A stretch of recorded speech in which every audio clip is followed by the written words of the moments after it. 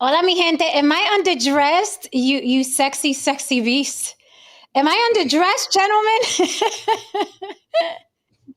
Wait a minute now. Y'all are both looking like, the guy that decides to take the little Bronx girl out as a novelty. That's how I feel right now. Okay. That's how I feel right now.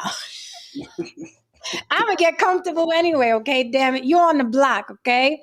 Over here looking like the damn undercover police. I've seen y'all before. Live upstate New York and shit.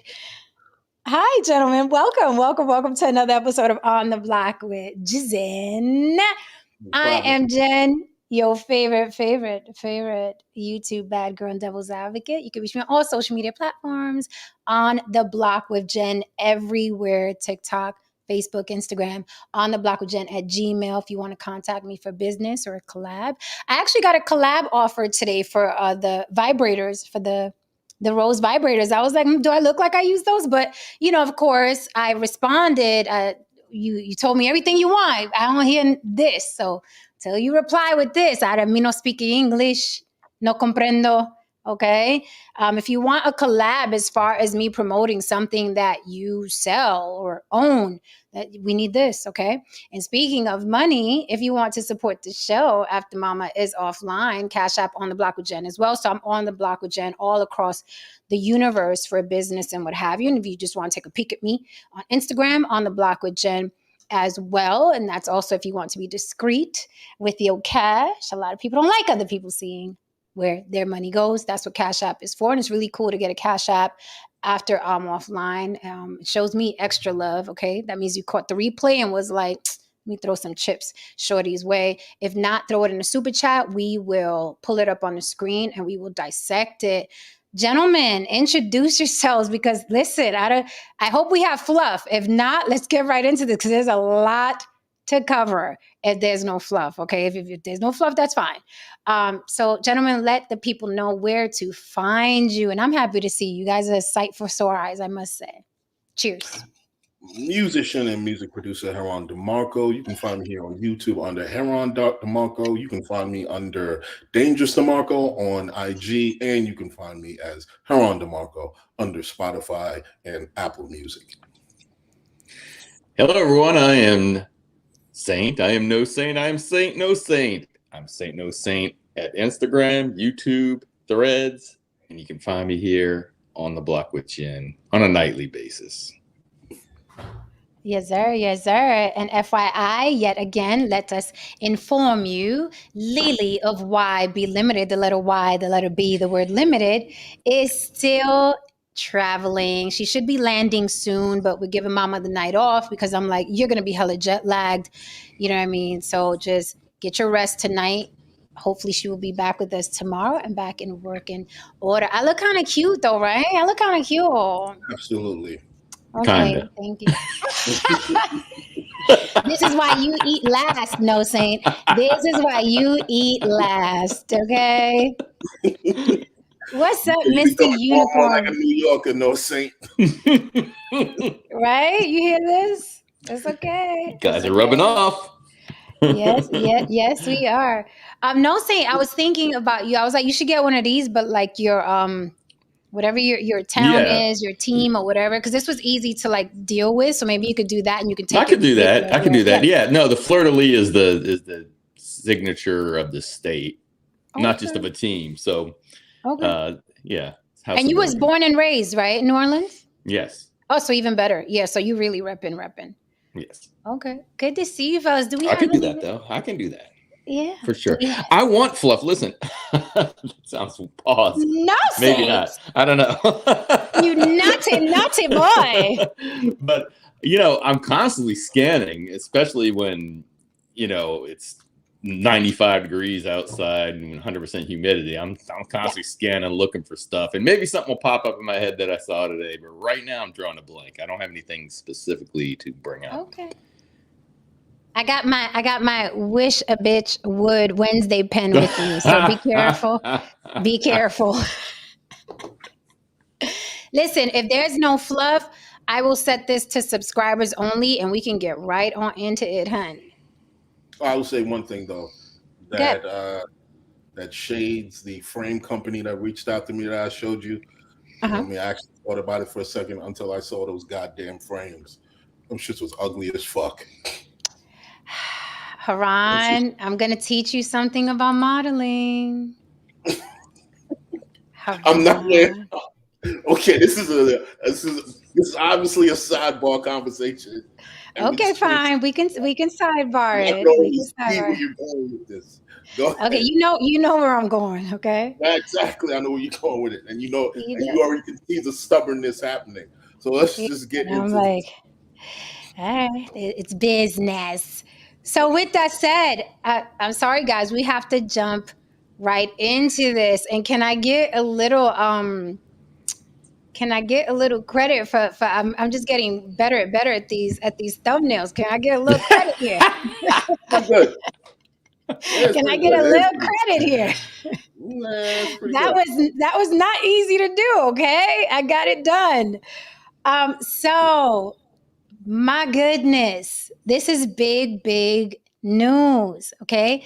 Carlee Russell turned out to be a hoax. Boo. Turned Gonna call out her to Carlee be, Hustle. Gonna call yeah, her there you Carlee. go. Carlee Hustle, I like that. So Carlee Hustle, yeah, man, turned out to be a hoax, a pretty big hoax. Did you guys watch the press conference? I did not. No, I did not. Well, I have all the I'm waiting deets. for Don't worry. anything. I got you. I got all the deets, and the deets are even better than fiction. They are. I'm sure. There are. So the police department had to do a press conference because, everybody is like, what the fuck is going on? We prayed. We spoke in tongues. We were out there searching. We had dogs and helicopters and, Put money in the body heat. Yeah, we had body heat, detectors. And, they were out there. People were out there. And it was unprecedented. We've never seen a missing Black woman searched for like this. So it was amazing. I mean, she scared all of us. If you're a mother, it's like, it's a punch to the gut because you're just thinking of a mother, losing her child, and her mother was on TV with the tears, and we were all in there. We were in there, bated breath, like, please, find this woman alive, and the toddler, right? So turns out Carlee Russell is no longer speaking to the police department. She refuses. Her parents did go on a talk show, and they were doing the Jussie Smollett support. Talk show. Right. Yeah, they went on a talk show, and they were like, talking just like Jussie Smollett's family members. No, we believe it happened. Just give our baby some time, and we believe. And and the reporter was like, "So do you believe someone is still out there? Like the person that yes, the person's still out there somewhere. So they're sticking to their story.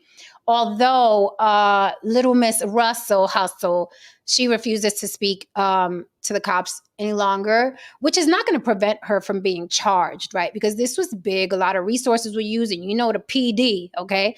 Police don't like being fucked with, all right?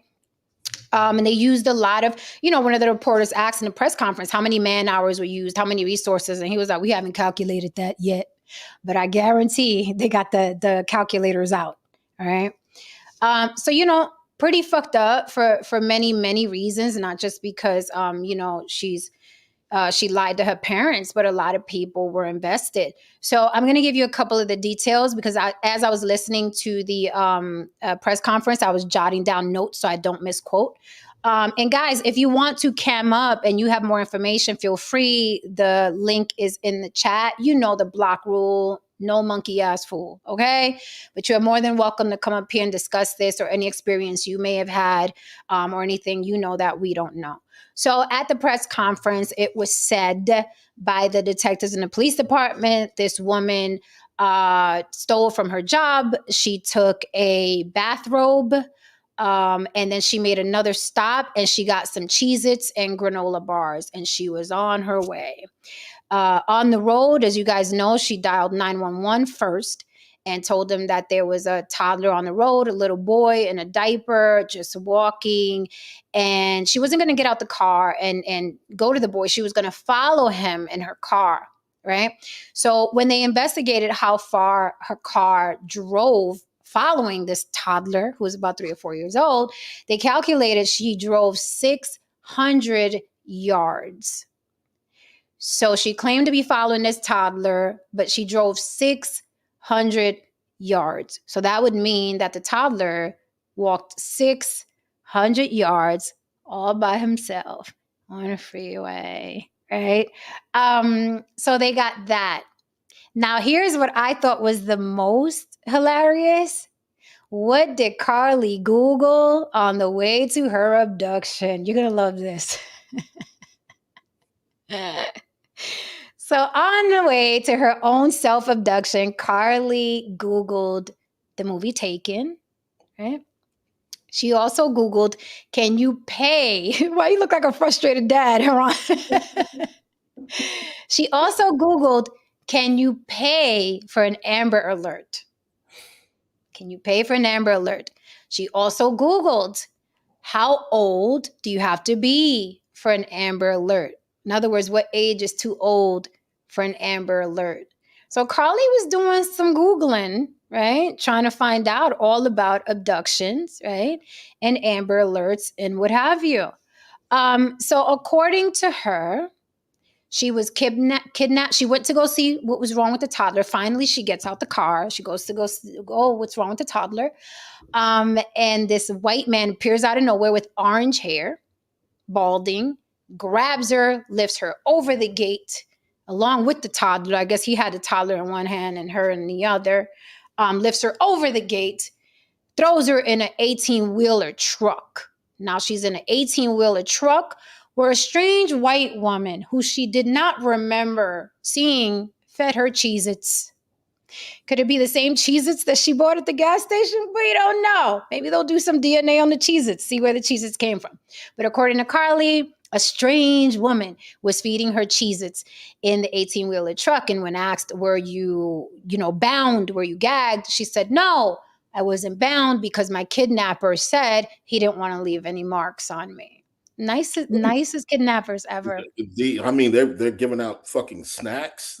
Snacks and they're violent with the abduction though. They throw you over the shoulder and strong guy. They're violent with that shit. But once that's over, this is where the relaxation and the pampering begins.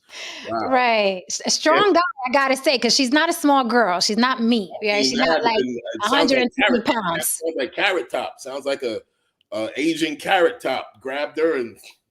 Right over the shoulder. And the toddler. You're forgetting he had the toddler as well. Yes, the toddler who walked 600 yards. Yes. Kid. The super toddler. The super toddler. And walked a straight line. He didn't even walk into the street or fall or sit. No, super toddler walked 600 yards. So she said that she didn't get to see the woman, but she did hear the voice of the woman and she heard the voice of a child. Just said it was Pennywise. What? So he was waving the Cheez-Its? He was waving the Cheez-Its instead of the balloon? But listen, I got to give credit. Shout out to the reverse Susan Smith. Shout out. You got me? You got me, Jen? I hope we're not talking about the Susan Smith that you're talking about. No, I'm just really, oh my God. She reversed it. She said, she did. White people kidnapped. Right. Shout out to the reverse Susan Smith. Right. So gotta give her some credit for that. Okay, so she's not the first. We're gonna get into Tawana Brawley in a minute. Yes. So okay, let's continue the abduction. In the 18-wheeler truck, getting fed Cheez-Its, right? Not even thrown Cheez-Its, like, here, bitch, eat so we could keep you alive. No. Fed Cheez-Its, right? They fed her Cheez-Its, such these nice kidnappers. She don't remember what the woman looks like. She didn't see her. She just heard the child and the woman while she was getting fed Cheez-Its. She escapes the 18-wheeler truck. She escapes. There's an 18-wheeler truck. There's no 18-wheeler truck. There's no tracks left behind of this 18-wheeler truck, though. 18-wheeler. Oh, no. But the plot thickens. You thought that was it? No.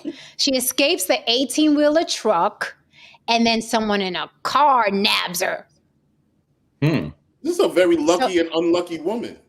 Very. So they grab her, and they put her in the car. And they're kidnapping her in the car. She doesn't remember who it was. And then she escapes the car. I mean, she's just. I mean, Sounds like an episode of The Matrix. it sounds like I'm not shit. Maybe she is the one. Look, man, Liam Nielsen's daughter could have took some lessons from this broad, Right. because she knows how to get out of a situation. Mm-hmm. She also Googled how to take, literally, this was in her Google search, how to take money from a register and not get caught. She also bought a bus ticket. So this goes on and on. This girl had quite a night, quite a 40, whatever, 9 hours or whatever. So when they found the car, they found her purse, her cell phone, and her wig. Honey took off her wig for that adventure. But the snacks were not there. So I'm guessing she took the snacks with her on this adventure, right? Because she was going to get hungry. If you're going to abduct yourself, you may get hungry along the way. So you're going to need a granola bar or two, right? Absolutely. All right. So that is what happened thus far. She refuses to speak to the police at this point. The police do want to speak to her. Eventually, I think they're going to knock on the door. Come on out, Miss Russell. Her parents are sticking to the script. Which is when you think of the insanity and the crazy surrounding this case, where it's like, your parents are not like, look, the jig is up. I don't know why she did this, and just play the insanity thing. Say she had a meltdown or something, right? There's so many ways to get away from, this idiocy that she did. Why they're continuing to lie with her it's bizarre. It's a little white, if you ask me, but I digress. It's a little bizarre. It's not something you're used to seeing from people of color. I'll say that. So after hearing all those details, gentlemen, what say you? Black women are going to have to take this L. They're going to have to take the L on this one. They're going to have to take. I'm sorry, sis.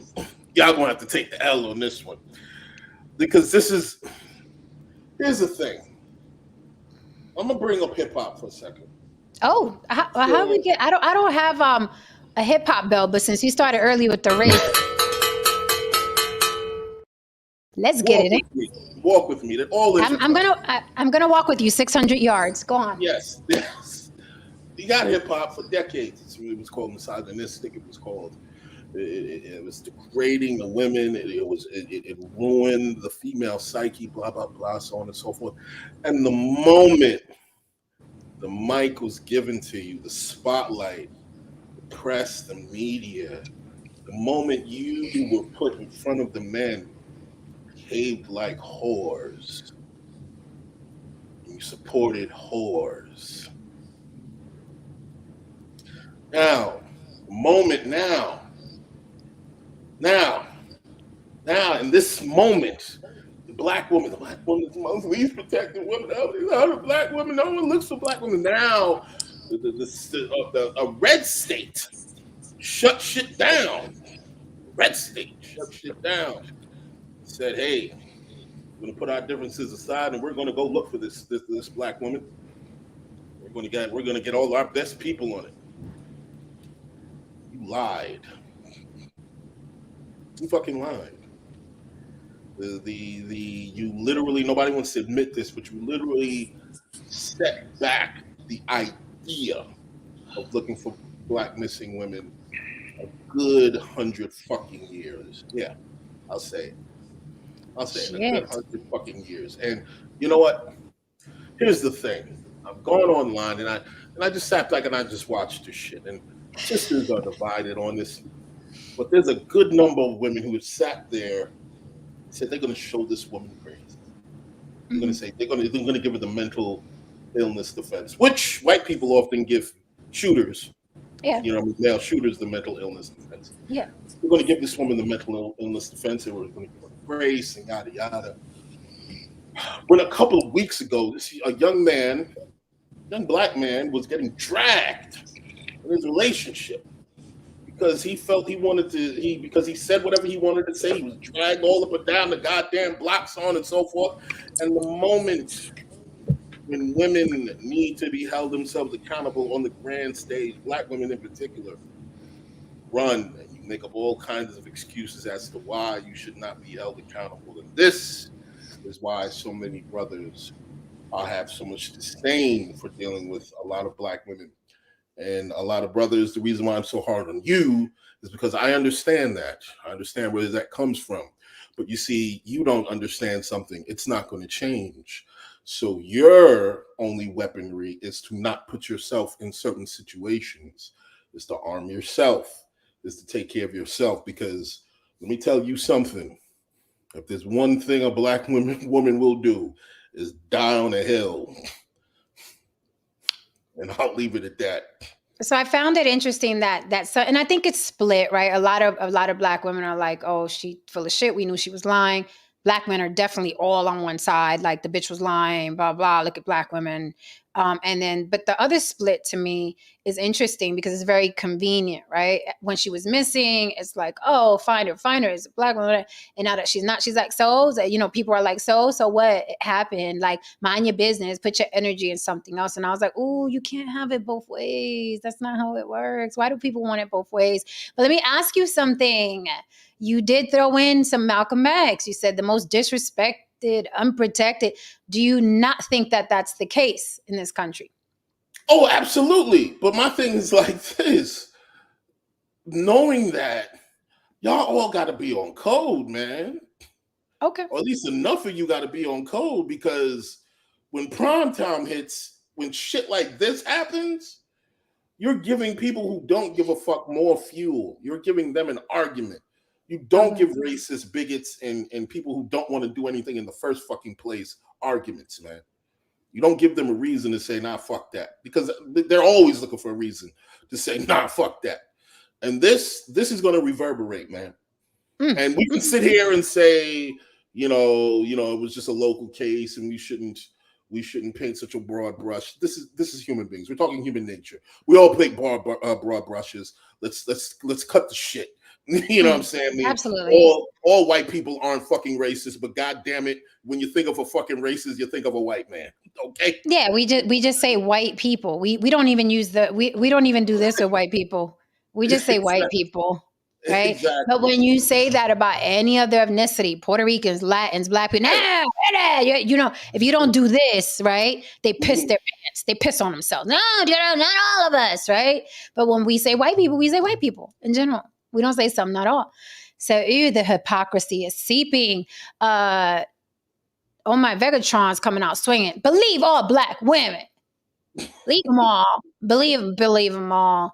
Manny Lynn says she is a student and was to be educated, but it doesn't set the black community back at all. This is a single event. Okay. My Vegatron says I'll help the Alabama PD walk her to her cell. Oh, so he's in there. He's an escort to the cell. Of course, though, like I said, Jen, though, at some point in time, this is going to be black men's fault. I'm sure it'll spin the block to that. Tristan says, my biggest issue with this entire situation are the resources used to find her, which was taken away from a potential real kidnapped victim. Man. Feel free to super chat me, fellas. Okay. No Saint, what say you? I muted your mic because that shit is too loud in my headphones. You wanted me to get a mic, okay? I got a mic. You don't hear that. I got a mic. You don't have AC. You don't have AC. I got the AC is on right now. Literally. That's why I'm up here. Not a good one. She's got one of them cheap ACs. Yeah, okay. Or maybe you got a cheap mic. That might be one true. Or the other. It's one or the other. That's a possibility. That's a possibility. To what Tristan said, I mean, that's every fake accusation that anybody makes is wasting resources. I mean, that's nothing new. And to the other comment, I disagree that maybe it should be that this shouldn't reflect on everybody, but that's what we do. I mean, just what they were saying just a few minutes ago. Unfortunately, when Jesse Smollett thing happened, then the next thing that happened, people were calling it Jesse Smollett, and it's a totally different situation, right? So yeah, it's a shame that, and kind of, if you want to be conspiracy theorists, this is the one they covered. This is the black woman they covered, and so it ends up. What you mean they covered? No, when people say, "Oh, they're finally covering a missing black child," and this is the I'm like, one. This is the one. This is the one. And you're saying that they know it All was the a whites. bullshit.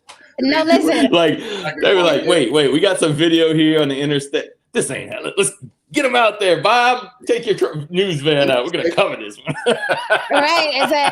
It's like now the whites are gathering together. See, now we can say we won't do that again. Right? It's just a small conspiracy theory I want to throw out there. Hey, but listen. Yeah, it's I don't know what her motive is. That's interesting. I don't know if that'll ever come out, what her motive is, if she ever admits what she did. I'm interested to know why. Like, was it just for, just she thinks she'd get away with it and getting some, a lot of attention? I don't know. So there's speculation. Yeah. There was speculation because now people are leaking her DMs. She was DM fighting with another woman who her boyfriend cheated with. Yes, the same boyfriend. Yes.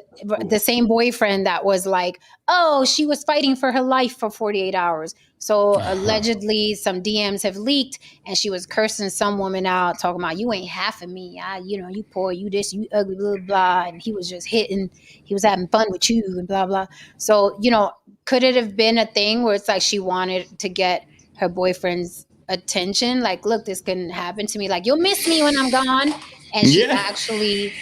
You know what I mean? Because this was very planned. We're Googling Amber Alerts and can we pay for an Amber Alert? And she's Googling Taken. And, she's looking at bus tickets.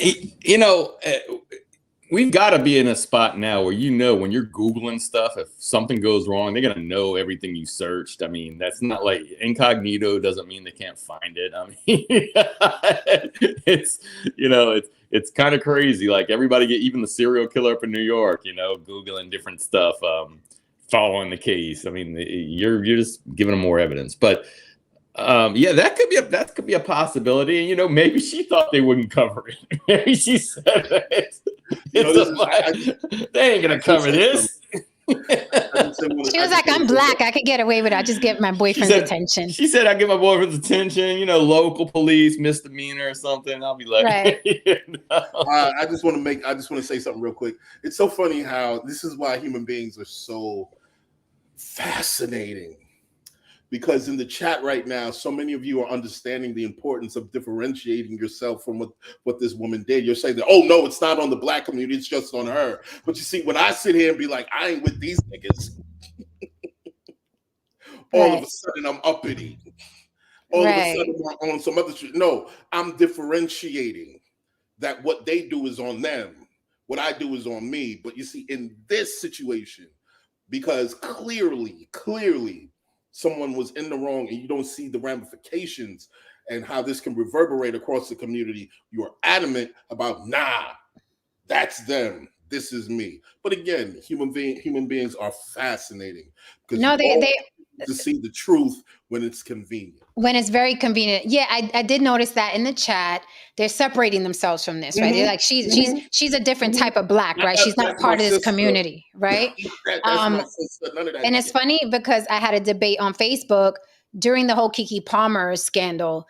Keke performed a couple days ago and she was her song included lyrics like I don't need these niggas, I chase a bag or something, not verbatim, something along those lines. And this dude was on Facebook.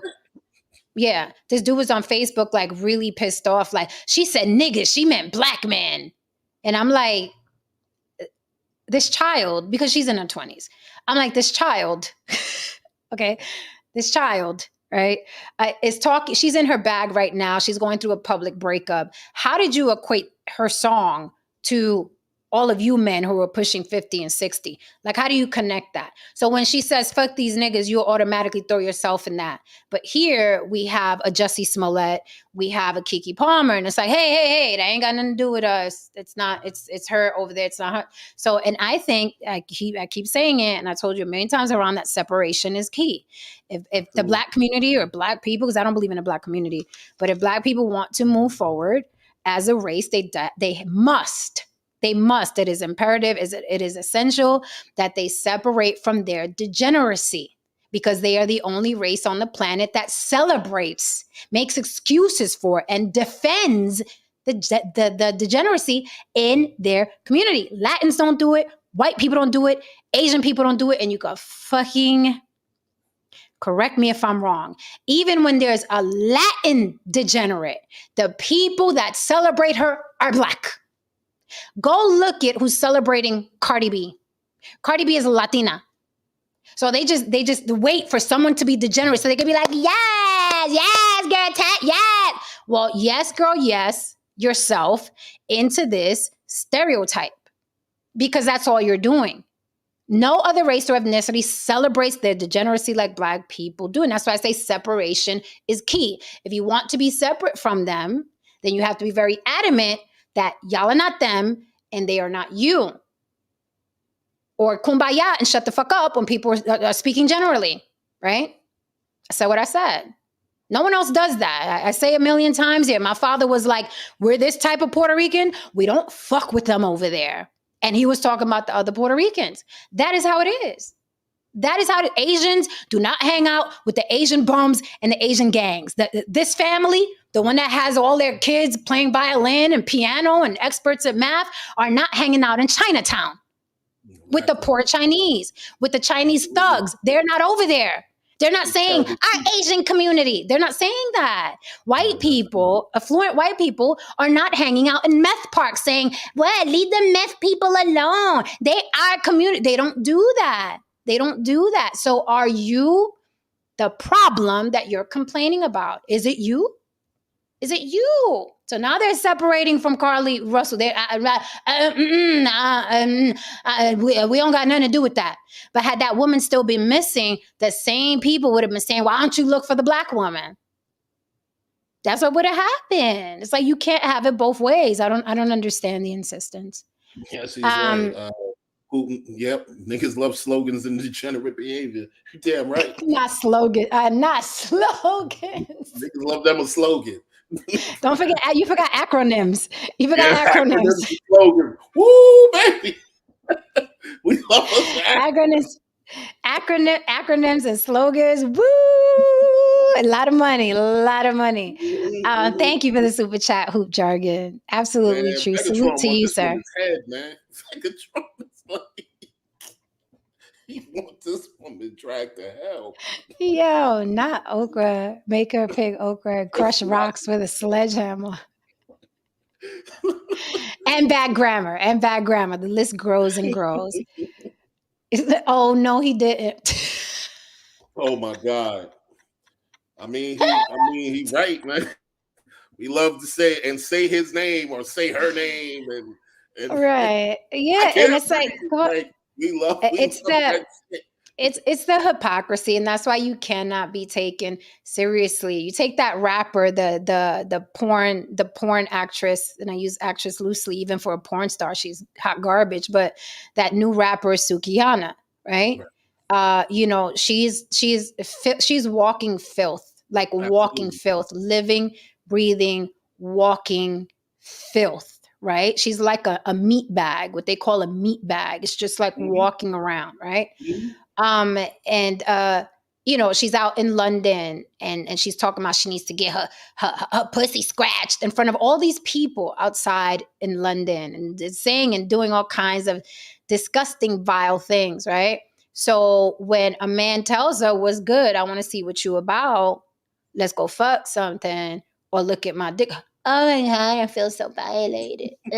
Again, the hypocrisy of, I want it both ways. I want to be respected and protected, but then I want to show you that I can shoot piss out of my vagina and tell you that it's piss because I like peeing on myself and showing her tits and that. And it's like, you can't have it both ways. In a perfect world, women could do whatever they want and men would ignore it in a perfect world. But that's not the world we live in. But then, and who's making Sukihana famous? Who's upholding her and who's saying she could do what she want, to say what she want because she's a Black woman? Who you think? You think the Latins are doing it? You think the Asians are doing it? You think the white folks are doing it? Who do you think is doing it? And I'll pass the mic. I honestly think that as men, especially Black men, They spend far too much time demanding that women hold themselves accountable and women carry the cross and so on and so forth. Fellas, as a man who has been in relationships with so many women, so many situations, Okay. Jen has known a few. Jen has known a few. I've told her a number of stories. Yeah. Women will not hold themselves accountable. They will duck, dodge, they bob and weave like a motherfucker. You think Ali could dodge a punch? Women will dodge some shit. And you just gonna be over there sitting there huffing and puffing. The same situation gonna be there, and you just gonna have to be left to realize either you stay or you go. That's it, man. So, brothers, arm your own selves. Understand that at the end of the day, this particular situation and the fact that there's so many excuses being made should tell you that, without a shadow of a doubt, again, they will die on that hill. And, I saw a black man say this earlier. Now, this motherfucker was a simp. He said, well, look what that white woman did with Emmett Till and blah, blah, blah, and the amount of white women that lied on black men. And I was like, I knew somebody was going to use that. I knew somebody was going to use that argument. And they used it, man. They said, I don't want to hear nothing about this woman. You going to show her grace. And I'm like, wow. No, I'm not going to show her shit. I always say, at the end of the day, like I always say, it's never about you hating to be oppressed. Excuse me, it's never about you hating oppression. It's just about you hating being oppressed. You got no problem with people getting away with shit. You just want to get away with shit too. Right, absolutely. There are a couple comments that are interesting in the chat. And it goes back to our stream, is the Black community a matriarchy, right? Absolute 72 says, even Carlee's father was staying out the way. It was just her mother doing the talking. See? And Oh My Vegatron has a good point. He says, I don't think any Black men knew Suki, it's the women. And it's true, because if you go to any of her social media, it's usually women, you know what I mean, clapping her along. With that said, I see a lot of women, again, I see a lot of Black women specifically disgusted by Suki as well. So it's really, you know what I mean, on that note. But, you know, even still, even with that said, it is still the other half of Black women, again, celebrating her. Same thing with Cardi B. Same thing. I just want to say something. Might sound controversial. Not on the like some controversial shit. But young men, your hoes are ugly. When we were coming up, we had some pretty hoes, man. Oh, I know what you mean. Like pop culture hoes. There was some baddies, man. Yeah. You know what I mean? Little Kim was at least cute. You know what I mean? The old Kim, yes. Was at least something to look at. This Sukihana broad. She looks like Tracy Morgan in a wig. Sukihana looks like Tracy Morgan in a wig. Gorilla, she got her eyes spread out and shit. A hammerhead shark. She looks like a hammerhead shark with a wig on. You know what I mean? The sexy red. The sexy red looks like a walking cigarette.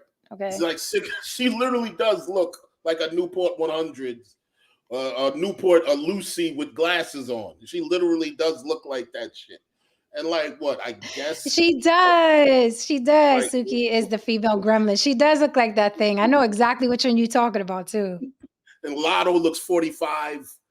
Yep. You know what I mean? And it's just the staple of women you got here that I don't know. At least back in the days, the quote unquote hoes, there was something to look at. Tristan says, that I get, but nobody else concerned those same men who violated Coochie Girl want to smash Coochie Girl. Like, she looks dirty. Y'all can tell she don't wash regularly. Well, didn't she say that? I think she said that. Yeah. She said she don't wash regularly, and she said she like peeing on herself. Yeah. And there's a video on Twitter where she's like playing with herself and then she starts peeing all over herself. So this is who we're talking about. Who is celebrating this woman again? I'm not here to kink shame.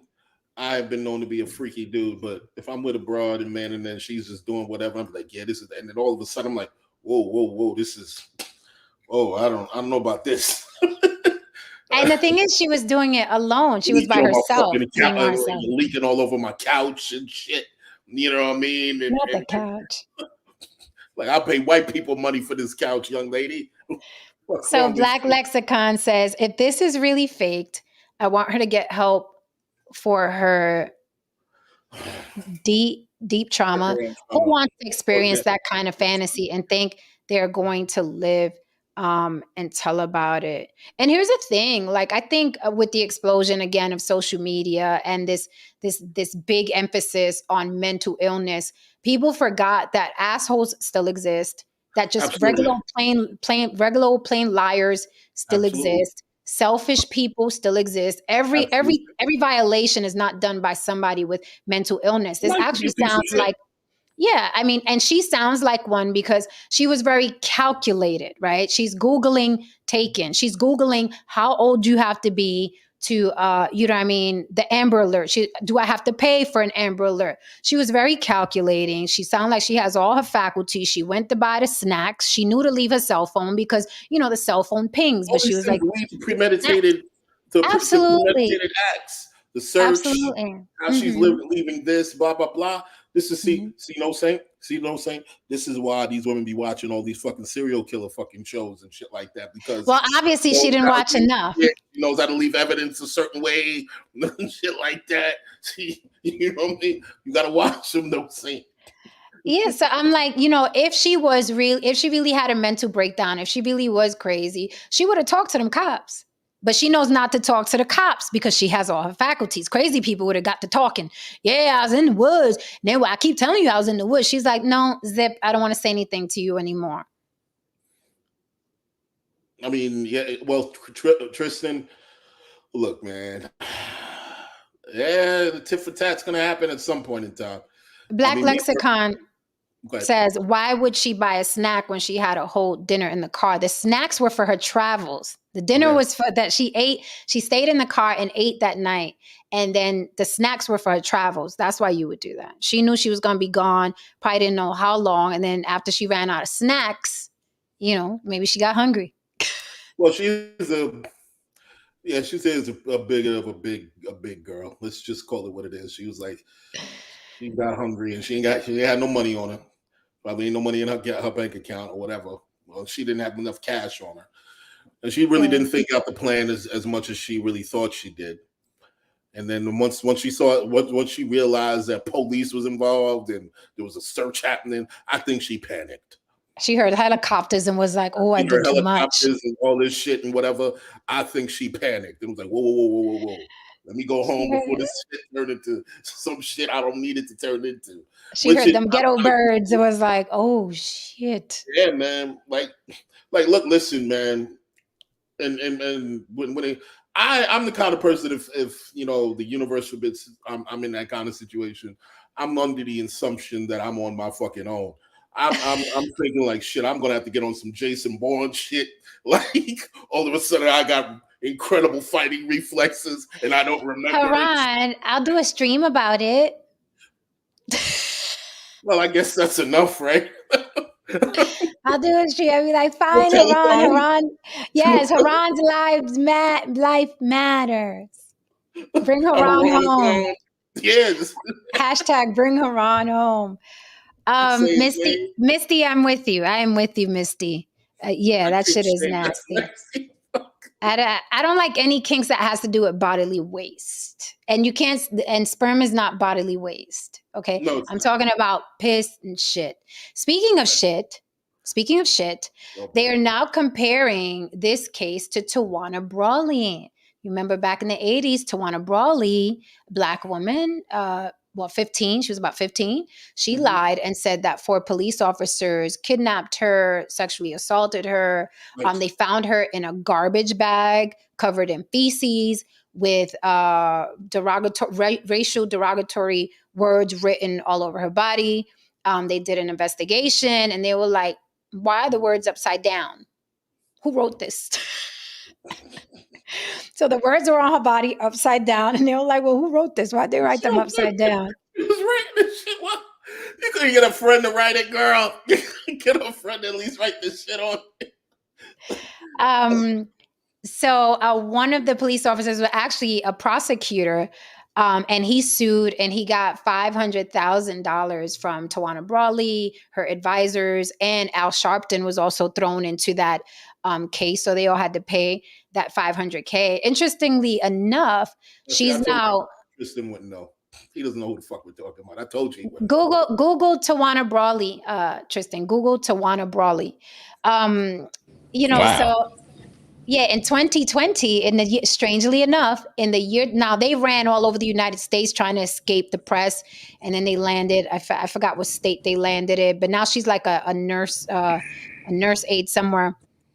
But strangely enough, in the year although this happened in the 80s, 20 years later, in the year 2020, her parents wanted to reopen the case because they insist that she was sexually assaulted by these 4 police officers. Jesus Christ, man. One thing also, though, just a quick thing about Tristan, you guys, especially, you got to understand, Tristan's recollection about just life period happens somewhere after the second Eminem album. He's young. You know what I mean? He doesn't know shit. I know. I just realized that we're getting long in the tooth because we're getting real long. We're bringing up stuff that seems like yesterday to us. Right. And it's just like, whoa, we don't. Yeah. But here's the thing. This has, it's breathed new life into the Tawana Brawley case. So it's not that we're bringing it up. People are comparing this to that now. So, you got to look it up, just like we look up stuff that happened before we was alive. Right. Yeah, if you're interested, sure. Yeah, if they're comparing it, if a crime happened today and they're comparing it to 1920, what happened in the bank in 19, I'm gonna be like, oh, let me see the similarity, right? Exactly. I wasn't around in 1920, right? I still want to know, what dishes they were eating off of the Titanic. Right. Yeah, I would say that especially now, there should be no reason that you can't brush up on almost anything. Before internet and Google, you just kind of took people's word for it. Oh, yeah, all right, I saw it. Most people are not going to run out and research it. Now it's just like you just throw in Tawana Brawley in the Google, and you're going to get everything you need to know because there's news stories from that time that you can just, look right on your computer. It's really easy. But yeah. First of all, to the comment, I think you mentioned, or was it Haran? Haran, you mentioned that someone said about the Tillman story and using that as a defense. And I'm not just saying for this story. People need to stop doing this, man. This whole, well, look what happened over here. Like, if I'm Jewish and I kill 10 German babies and then somebody saying, well, look what the German, what? It doesn't, we're talking about totally separate. It doesn't justify what's happening over here when something bad happened over here. It's just such a deflection. Mm-hmm. And we're doing that. I mean, listen, we've got all kinds of people doing that today's day, trying to say, well, look at this, and what about this, and what about that? Anyway, I just be specific though. How does that relate to this kid? Like, be specific. How does that relate to the topic tonight? What do you mean? No. Haran was saying there was someone that was bringing up the Tillman. Oh, Emmett Till. The murder of Emmett Till. I'm sorry, my bad. Emmett Till. Yeah, I said Tillman. I don't know. I keep calling him Tillman. But anyway, yeah, Emmett Till. And bringing it up and saying, well, and kind of justifying, well, you need to leave this person alone because of that. And it's really like, you're just like, what? What does one have to do with the other? You know what I mean? we hear a lot of that silliness online. The comparisons I've heard are like, how the fuck did you connect those two things? I mean, I've seen some stretches. For sure. But this is very reminiscent of the Tawana Brawley case, where both these women accused white men of doing this crime. It's just Tawana Brawley was, I think, a way more imaginative, I would say, because I'm not putting no fucking dog shit all over my body. And she said the dog shit was her neighbor's dog shit. put that the sexual assault kit came back blank, even though she said she was gang sexually assaulted by 4 different men. That came back blank. And then she just disappeared. She disappeared her family. So I find it so strange that, you know, Why bring it up? Yeah. Why? Yeah. very interesting. And then Al Sharpton has a zip lip, but you know, after you get hit with a 500K, you know what I'm saying, lawsuit, he's probably like, I don't speak English. Well, no, I was just going to mention that. Isn't it amazing that he was caught up in that, and now he's like a political expert on cable news network? You can recover. Oh, absolutely. You can definitely recover because, you know, people have short memories. Yeah, I mean, and what saves him is... Or Tristan doesn't even know what happened. So, you know, Tristan doesn't even know what happened with him. Right. And I mean, what saved Al Sharpton was he didn't plan the crime. He was just defending her. So he could easily chalk it up to like, oh, well, hey, I believed her because she was a young, and she was 15. So everybody was like, oh my God, how can you do this to this child? Blah, blah. Yeah, I remember. That was... Crested Wiz says, I'm in Alabama, and the fact that this has reached as far as it has makes me sad. You know, and I was saying the other day, or was it yesterday? I'm not sure when. I was saying that it's, you know, it's good and bad. I mean, it's great that a missing Black woman got this much attention because it doesn't happen. But then I still think it was the toddler aspect was really like, to think a little boy, 4 years old, was out there by himself, was like, oh my God, find these people. What is going on? Why is a baby walking out there, you know, by himself? So I think that had a lot to do with it as well. And I'm not sure if she gave the race of the toddler, but if she said he was white, then we know. Well, and again, this is what's sad, is that when it gets this attention, when these cases get this attention and it turns out not to be true, it's so, like the people that are doing, like Tawana Brawley, although at this point, some people don't even know who that is anymore. So it's fading. But for a time, it really I know she's sitting somewhere now like, fuck. Yeah, right. Now Mom, I'm going to get brought up again, right? Shut up, Mom. Yeah. But for a time, it damages any other person coming up if they were attacked by, say, some white people and something horrific like that. It damages their case. You know, the ramifications of these bad cases that do get attention, because I'm sure there's a lot that don't. It really does. It damages other people reporting things in the future. You know, everybody always jumps to, you know, with the raised eyebrow, like, oh, here we go again, especially. And it's even magnified if it has anything to do racially. If it's black and white, like the Jussie Smollett or Tawana Brawley, then the next time something happens, the magnifying glass is huge. And whatever side you want to say is like, oh, this is another false flag. So, you know, it really is. It's awful when people do that. You know, what's funny? I'm going to disagree a little bit. It is awful when people do it, but I don't think this is going to take like this could happen tomorrow and the news will be all over it, especially if it's racial. I think that, you know, race is a huge deal for the media. Race and plane crashes are the biggest thing. So I'm like, I really think this could happen a week from now and it's going to get the same type of attention because of the contention between Black people and white people is still the bestseller in the media. So white people are still going to talk shit and Black people are still going to talk shit and Black people are going to be split. I think Candace Owens, everybody just did this when I said that, but I think she covered it very, very well. She was even funny about it, but it's like, you know, she's literally like, Black people owe me an apology because I'm always right about this shit. And then she was right. Like she had predicted this. While even I was still like, no, wait, let's wait. Maybe she's really missing. Wait. And Candace Owens was on it. She was like, she's full of shit. It's a lie. So now, you know, Candace Owens lately has been able to wag her little finger with the I told you so. But I think it would still get attention because what else is America going to talk about if not Black people? No. The news will cover it. I'm not saying the news won't cover it. You're absolutely right. The news will cover anything racially, you know, polarizing. That's for sure. But what I'm saying is it gives a lot of people the excuse to dismiss it. the next one, even if it's real. Like, here we go again. Here's just like this, just like that, just like the last case. And that's where I think the damage comes in. As far as Candace Owens, the reason she could probably sniff that out is because she's not thinking with emotion. She probably looked at everything. She probably looked at everything and said, okay, interstate, toddler, and she's the only one that knows anything about it.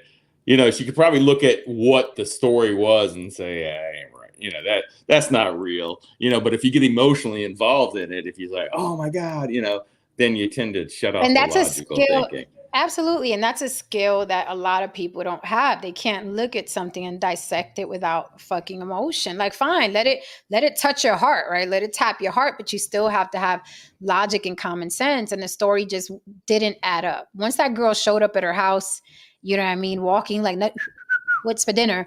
Common sense has to kick in. So to see her parents, and this country is weird that way, to see her parents even be given a platform to spew this nonsense. It's like fucking when Michael Jackson kept saying he didn't get a nose job and he had about 55 of them shits. And he's sitting there looking at us dead in the face. He's sitting there looking at us dead in the face saying, I never had a nose job. And we're like, where the fuck are we? What is this? The Twilight Zone and shit? So to have her parents sitting there like doting parents, like, no, I believe that the perpetrator's still out there. Lady, go home. You're fucked up, right? And we would have, some of us, not all, but we would have so much more respect that we're like, look, fucked up. I don't know why she did it. We're going to get her some help. We're going to get her a therapist. We don't know why this happened. She'd get so much more attention and sympathy if that's what they're looking for, or empathy, or whatever the fuck they're looking for. But they look like buffoons. They look like buffoons on that fucking show. Buffoons. Eventually, they're going to use that. The mental illness defense, the plight of the black woman defense is going to be used. All these things are going to be used eventually because it's like defense. But that's exactly why it's going to be used. It's a good fucking defense. You know what I mean? If you go up there and be like, yeah, I lied because my nigga was over there fucking with another broad, you get fucking tarred and feathered. So right. You better go up there and say that, you know what I mean? You better pull the race card, pull your gender, pull everything, and just let it rock out. Mm-hmm. If I was their lawyer, I would say, yeah, this is the road you better go on. Mm-hmm. Yeah, I agree with David Dillon, because it's like when men complain about being falsely accused of sexual assault, right? I was like, for every time a man is falsely accused, there are like 5,000 real sexual assaults happening, right? So it's one of those false equivalents. So I agree with David Dillon. He says, I hate these cry wolf stories, embarrassing, but it's really wrong to dismiss real cases because of this idiot. I agree 100%. Like, kidnappings happen. I told you guys I follow Black and Missing on Facebook, and it's insane how many people have really gone missing, men, women, children, you know what I mean? And things like that. So yeah, who was it that said, it's funny, Omar Vegatron, that you said this. He says, the dad straight, now he can move on with his girlfriend, not that one. Don't let mom go home, book her too. Tawana Brawley's mother did go to prison. Tawana Brawley's mother did go to prison, and she had to pay a fine. So if Carlee Russell's mama continue this fucking charade, you never know, she may get charged too, because it's like, lady, she's lying, and now you're on national television saying there's a perpetrator out there. So you're continuing the lie. You're causing panic because the gullible people are like, oh my God, there's still a killer out here. What are we to do? So she's really digging herself deeper and deeper and deeper, it's fucking ridiculous. And, it's just, what's going to happen is that before the truth actually comes out, if it comes out, that clout is going to they're going to wring this clout shit out, man. It's not going to be the only time that mother and whomsoever is on the talk show. We talked about it. They're gonna drain this. This is probably gonna go well into the goddamn. It's probably the rest of the summer. You think? We're gonna hear about this shit. Probably. Who knows? depends on how fast the news cycle is or how slow the news cycle is. You know what I mean? If shit ain't really popping like that, we may bounce back and forth from this and maybe a little bit of this Kiki shit. You know what I mean? Because Kiki out here behaving like a video vixen now all of a sudden. Yeah, Kiki's like, I'm really gonna twist the knife now. Y'all calling You know me what I all mean? kinds of things. That's how I'm gonna show Right. up. So it depends on what the news cycle looks like. They better help an asteroid hit somewhere. That's all I'm saying. But Yeah, I predict that something really crazy is gonna happen within the next couple weeks. That's what I predict. And it's gonna have nothing. People want me. And it's not gonna happen. It's not gonna have anything to do with Kiki or this idiot who pretended she was abducted. That's what I predict. Something's gonna happen, and we'll be talking about it right here on the Blizzak. Himself might storm the castle. Say again. Trump himself might storm the castle. Something's gonna happen. But I will say, it's funny what you said about Kiki. Like, she's out there, presenting a certain way, and it's funny. Back in the day, women used to like play dress up and be princesses and business women with the little suitcase and stuff. And now it's like dress up for these girls now is whoring and looking like strippers. And I'm like, that's dress up now, because Kiki's not about that life. A lot of these rappers aren't about that whole life, but except for that Sukihana shit, that's a real true blue whore, like a street tramp. But I think that let me ask you a question, and because I think I said this before, most girls who were, I guess, that it girl, we can say that it girl in high school or college, whatever. When you meet them now, most of them that I know personally, or I see them now, they're real calm. They stay out of everyone's way. You know what I mean? They might have like a couple of kids, but they're you keep their head down. It just seems like, I don't know, like so many women seem to now be taking the opportunity to be that it girl they wanted to be when they were in high school, or that they saw on the block. Like, everybody's trying to be that it girl or it guy or whatever, you know what I mean, instead of just being themselves. Because you got some of these people in their 30s, 40s, some motherfuckers went and got some surgery or they dropped some weight and blah, blah, blah. All of a sudden, they're just this completely different person, you know what I mean? And they're behaving like just children. They're behaving like children. They're doing things. They're getting divorced. They're leaving their mates. They're blah, blah, blah, so on and so forth, just dropping their responsibilities. And you just got to wonder to yourself, was that so important to so many people at one point in their life? To be the person who was considered the most popular? Like most people, they tell me that, anyone know the Breakfast Club? Jesus, I just fucking dated my fucking self. Anyone knows the Breakfast Club, and you guys know, I'm often compared to the guy who was the brooding dude. Shocker. You know what I mean? Now, he was a guy who wasn't necessarily popular. He was more or less the loner and so on. I was that guy in high school. So it was just like, that being that dude and the it guy never really was that fascinating to me, but I'm realizing now that so many people, it was so important to him to be that. And you're seeing these grown people do all of these wild things at their very big age, man.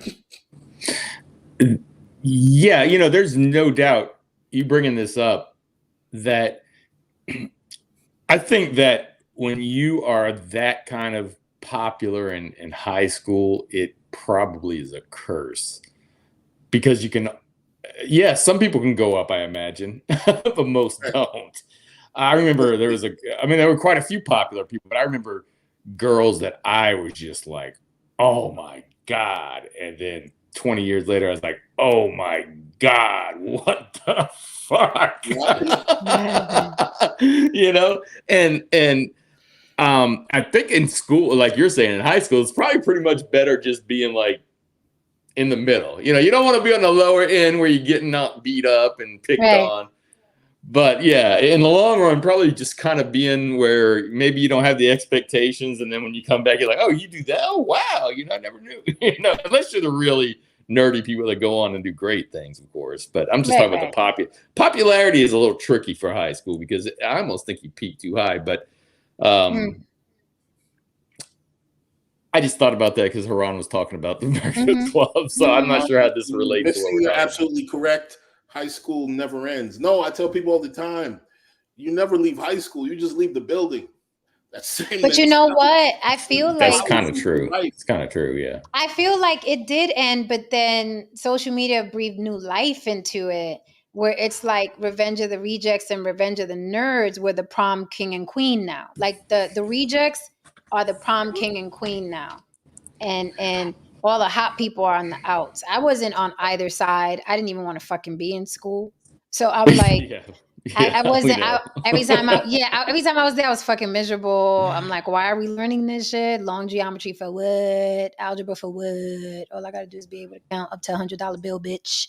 You know, so I just didn't want to be there. I'm like, well, why am I here? I speak great English, I have a great vocabulary. Why the fuck am I here? Why am I here? Well, we need this kind of math because someone has to figure out how to fucking make a car engine, Jen. That's the reason. I see, but I knew I wasn't gonna go work at Ford, Haran. Okay, well, that's a good. That's or what Haran does, you got to have. I'm sure you have to have some math skills. At least you at least have to understand algebra on a basic level. But yeah, no, it's not for. I listen. It's not for everybody. It's not. Obviously, but you didn't. But I keep saying you got to do it, even though it's not. You may never use. So like I'm with you.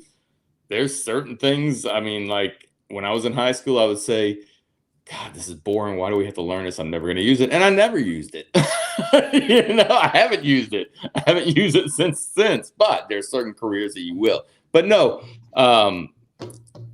yeah, you're right. I think with the social media, and it started, if you remember, back in 2001-ish type time frame when you started getting the when you still had dial-up internet, but you started getting the almost like it was a registry. It was almost like the first, it wasn't really like the first Facebook, but it was almost like a registry where you could look up your high school people, like your class or whatever like that. But yeah, so the internet has allowed you now to reconnect. Where before, when you got out of high school, if you were a loser, you just didn't show up to the class reunion. You know what I mean? You know what I mean? No, El Padrino. Yeah, it is fat neck. It's just not the one you're looking at. Anyway, once you cam up, bro. Once you cam up, and I swear to God, bro. He can cam up. El Padrino, cam up. Joe ain't behind that account. He's got his very own troll. I do, and I love it because we could go back and forth. No, El Padrino likes Haran because he only comes in and targets him. He got to think with Haran. It's cool. It's all right. Enjoy yourself. Enjoy yourself. Yeah, so it's like it's wanting to be the it person on steroids now, right? Mm-hmm. And it takes, back in the day you had to be a star athlete, or the girls had to be beautiful, very pretty to be homecoming queen, very popular, very personable. Right? Now, all you have to do is fucking show up, and you have 500 people in the comments saying, "Oh my God, you're so hot," and they're not. They're not. Like, the bar is so low. Like Sukiyana, for instance, she looks like Tracy Morgan in a wig. I'm like, how do people not see that? She looks like Tracy Morgan in a wig. Like, this woman is hideous. She turns to the side, she looks like a duck because of all the lip implants. Like, it's really, and then the fake, the BBL looks like it hurts. She looks like a walking keloid. It's not attractive. It's not. I don't know what's happening. Thank you for the super chat, Don Levon. Don Levon says, the rejects are the new prom king and queen, and the nerds are the bullies. Absolutely. Absolutely. Because, oh my God, the nerds are the bullies, because look at all the incels that come at us. Look at all the nerds that come at us. And every time I say cam up, they refuse to cam up because we know what they look like, don't we? So literally the nerds are trying to bully the hot people. Well, listen, El Padrino, let's shut this down right now. What's going on? I'll cash out you $50 right now if you come up and cam up. How much you gonna give him? I'm gonna give you $50 if you shit. Cash app on the block with Jen. Fuck that. I cammed up. Nah, I'm gonna give you $50 right now, bro. $50 right now. One day. Wait, he said he's gonna cam up. Oh, you're not gonna cam up now? Is that one day next to the day you lose your virginity? One day, that's funny. No, I thought he Jen. meant now. I thought he meant now. Okay. Your dad actually Jen, shows I up. mean, Jen, I agree partially with what you're saying about the nerds are now the bullies, but and the prom and king and queen, but you're doing it as a negative spin. I think the nerds are now the ones that, especially the nerds that are out there in the tech industry and are at the top of their game. I think they were nerds, and now they have they're like the top now, not necessarily incels, because they're the ones that are creating things and usually a lot of them are have masters and whatever. So Well, now I'm not talking about Zuckerberg and Musk and I'm not talking about those guys. I'm talking about the nerds and the dweebs and the incels that run rampant on social media, talking about other people that they know look good, who work out, who are attractive, who have options. Those are the guys I'm talking about. Because that's what I'm saying. I think they're two different. I think they're two different nerds. I think there's nerds because, like I said, I respectfully, there was a guy whose brother I talked about him, who his fraternal twin brother was an athlete and he was a nerd, and he's a pharmacist with 2 or 3 degrees, and his brother's not. Right? There's those nerds, and then there's the low achieving nerds that you're talking about, the underachieving nerds. And those are. I've always been. Right, and those are the guys that I'm talking about, the ones that used to get beat up in school and no girls wanted to date them. I'm not talking about those smart nerds with the ones that you ask to do your homework for you. It's too different because Jen's in a different world. I could never ask a nerd to do my homework. You know what I mean? Like some nerds listen, there's some nerds out there that really hot girls would be like, I'm gonna give you a little something because I want to steam up your glasses. There's some guys out there like that. You know what I'm saying? Yeah. But then there are these creeps that run rampant online and they're mad that they never got any booty or anything. And they think that they're going to attack like the hot folks now. And it's like, yeah, we got power now because we got keyboards. No. Absolutely. I will say, like when I think in New York, you guys, like we talked before, corny was the really thing you didn't want to be called. And I know where I grew up, you didn't want to be called a nerd, because the movie Revenge of the Nerds, all but I encourage people to be nerds. I'm like, be a nerd because that's temporary. Yeah, in high school you might take some shit, but you'll be set up to actually be the dominant, or at least have the means to get what you want later on in life. Nerds. Yeah, but I think nerds that's a natural thing. Either you're a book smart kid who loves books and your comics, and I think that's natural. I don't think you can tell anybody to be a nerd. That's just what those kids like. That's true. I mean, there's some truth to that. Yeah. Like I'm part nerd. Like I run around with Maleficent horns on my head. Like who does this? Right? I'm part nerd. Your DNA test will say part nerd. Part nerd. At least 0.5 because I love. You know what I mean? I love Comic-Con. I love it's just, I can't tell you what Spider-Man came before Venom, and I can't do that. I'm not well versed in nerdom. But I like the environment. I like those guys. You know what I mean? Yeah. I can't deal with the fucking rejects. Those people get on my damn nerves. They turn into these pseudo villains online because they've been rejected. Yeah, but you're saying that I'm not saying, well, I don't know if you're saying this, but that can come from being popular in high school and then falling off.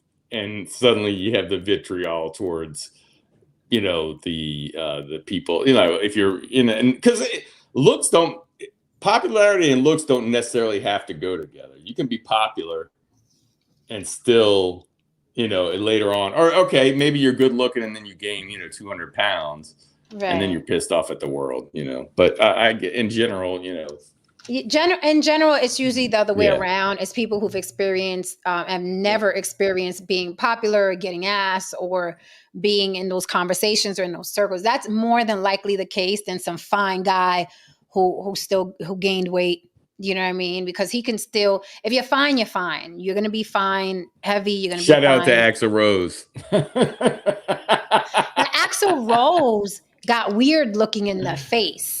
Well, he got fucking Botox. He got all kinds of right, shit that on his face. So he looks weird choice. in the face, just like Mickey Rourke. They look weird in the face. I'm like, you could have gained weight, honey. Like, you could have gained weight and got older.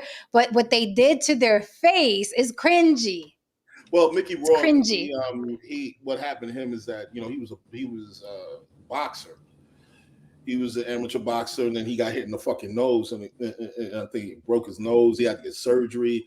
Then after that, he went and got fucking Botox. He got some shit happening to his face, and then he he did his lips. He got Botox. He has fillers. He looks like a potato now. It's really Simon Cowell. Well, absolutely. Simon Cowell, Simon Cowell's a man who could have grew old gracefully. Now he sewed his eyes almost shut.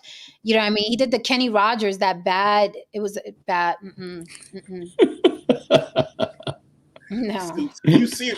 Now, Jen, since you're these news now is off my balls, man. But not for nothing. It does look like somebody sat on his face. That's how bad his face looks. He looks like a potato. He looks like a melting potato. And it's sad because I had it for Mickey Rourke. 9.5 weeks in Wild Orchid. Is that the okay. Didn't he I might be thinking of somebody different. No, I'm talking about 9.5 weeks in Wild Orchid, Mickey Rourke. Okay. Oh my goodness. All that 50 Shades of Grey. I'm like, listen, we already saw that. That was literally 9.5 weeks in Wild Orchid. That 50 Shades of Grey. It's the same premise. I'm like, y'all bit from 9.5 weeks. It's just that all these young people are not going to remember 9.5 weeks. Right. But y'all ripped that whole script. Mickey Rourke was a dish back then. Now it's like, eek. What were you going to say? No, I was going to say, Jen, since you are the only female on the panel tonight, I am. It was Axl Rose. Is Guns N' Roses from New York? I don't know if he's from New York. I have no idea. Okay, but just curious, like when back in their heyday, like Guns N' Roses and oh shoot, hold on, what's their names? The ones from New Jersey. Bon Jovi. Shit. Would you think back in the day when you looked at Axl Rose, was Bon Jovi a better looking guy than Axl Rose? I think so. Okay, because I'm going to say, because there's no doubt about today, who's the better looking person. I was like, damn.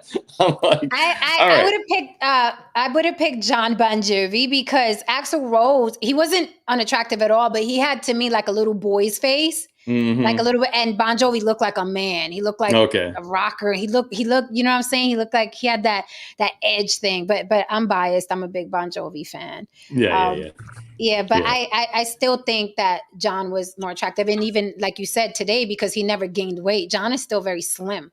Yes. Axl Rose, like he fucked with his face and then he gained weight. That's a double whammy. Just like Mickey Rourke. It's like you fucked with your face and you gained weight. Bruh, you killing me right now. And it's scary how these men are now getting into all these surgeries and it's distorting their looks. It's gross. Stop it. Right? But, I think it pertains to what I think you said this the other day, that a lot of men are approaching their lives like how women approach their lives in terms of worrying about their looks heavily. Getting things done to their eyes, having filters, like the guys in the chat being obsessed with other men, like some women are just obsessed with other women, just bitch shit, just feminine energy, Oh God. Like shit, man. It's like, it's amazing. Listen, I'm not gonna lie.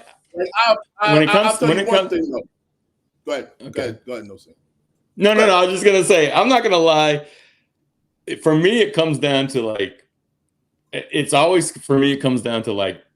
we've talked, Haran, about I'll spend money on electronics, But when you show me all the stuff to get the moisturizer and all this stuff to keep your skin a certain way, and even like Botox, I think, oh, maybe I'll get some Botox. And then I look, I'm like, how much? Hell no, I'm not getting no Botox. I'll just live with the wrinkles. Right. Yeah. You just have to please just keep your fingernails clean and throw on any moisturizer. That's the good thing about men, that you guys can really use anything to moisturize your face. Whatever lotion you put on your body, you can really put on your face. Like and you're what? not gonna break out. Whatever it is, what lotion do you use lotion on your body? I do use some lotion, but the stuff I like I need some no scent stuff. I can't stand like then get and something stuff like that. Oh, I can't. I'm not a cocoa butter girl. You don't like that shit, cocoa butter? Haran, yo, get the fuck away from me with the fucking cocoa butter. I loathe it. Okay, get it the fuck away from me. However, I do have a lotion that has a hint of coconut, but it smells more tropical than pulling up on a block. So I don't like that. I used to smell that shit in the morning in school. Hot Cheetos, fucking cocoa butter lotion, right? And I'm like, I hated it. No scent. Yeah, I mean, Jergens has a light scent, doesn't have a heavy scent. The original scent, no scent. Okay. Yeah, but just men don't need much, but you guys do need to keep your fingernails clean. Be the little things for me. I don't like a metrosexual type of guy. The guys that they go get manicures and then they get the clear nail polish and they wax their eyebrows, and you still need to be some kind of rough around the edges. I'm not that girl. I'm sure there are women out there that is like, yes, girl, he did his eyebrows and that. No, Dominicans do too much. Shout out to my Dominicanos. I love y'all, but y'all know damn well you do too much in that barbershop. You know damn well you do too much in the barbershop. Eyebrows. They got the chancletas on. They got shit waxed. Oh no, honey. They got the shirt inside tucked in. Everything is tight. But don't metrosexual yourself. It's not. I don't like it. Maybe there's some women out there that like your shiny toes and your lip gloss. I'm not one of them. Right. I'm not that girl. This is just do the basics. The basics are fine. Do the basics. Just be clean. Right, you hear that? Change underwear, wash your ass. There you go. There you go. Tough for you guys, right? Washing your ass. That's a tough one for you, motherfucker. No, it is. It's tough for a lot of people. That motherfucking 2-ply be whooping your asses, man. That's what some of these girls be saying out here, man. And you need to have, not everyone has a bidet. You can buy one though. You don't have to, not every toilet comes with a bidet, but you could buy one separately on Amazon. But if you're not that fancy, that's fine. But I better see wipes on your toilet tank. You better. Like you better have wipes on your toilet tank. If you do not, that means you got that streak in your underwears. Asshole. I remember Glorilla. What are we talking about? I remember Glorilla was talking about she got streaks in her underwear, and I was just like, yeah, that's. Oh God, you remind me. Listen, in basic training. So in basic training, they make you fold your underwear a certain way and all that kind of your shirts, your underwear, and then they come and inspect, right? So everybody, of course, you're gonna try to figure out a way not to have to keep on every time you wash your underwear and everything, not to have to redo and get that perfect fold and everything. Mm-hmm. I mean, it's simple things. No, you're right. But listen. I'm not finished.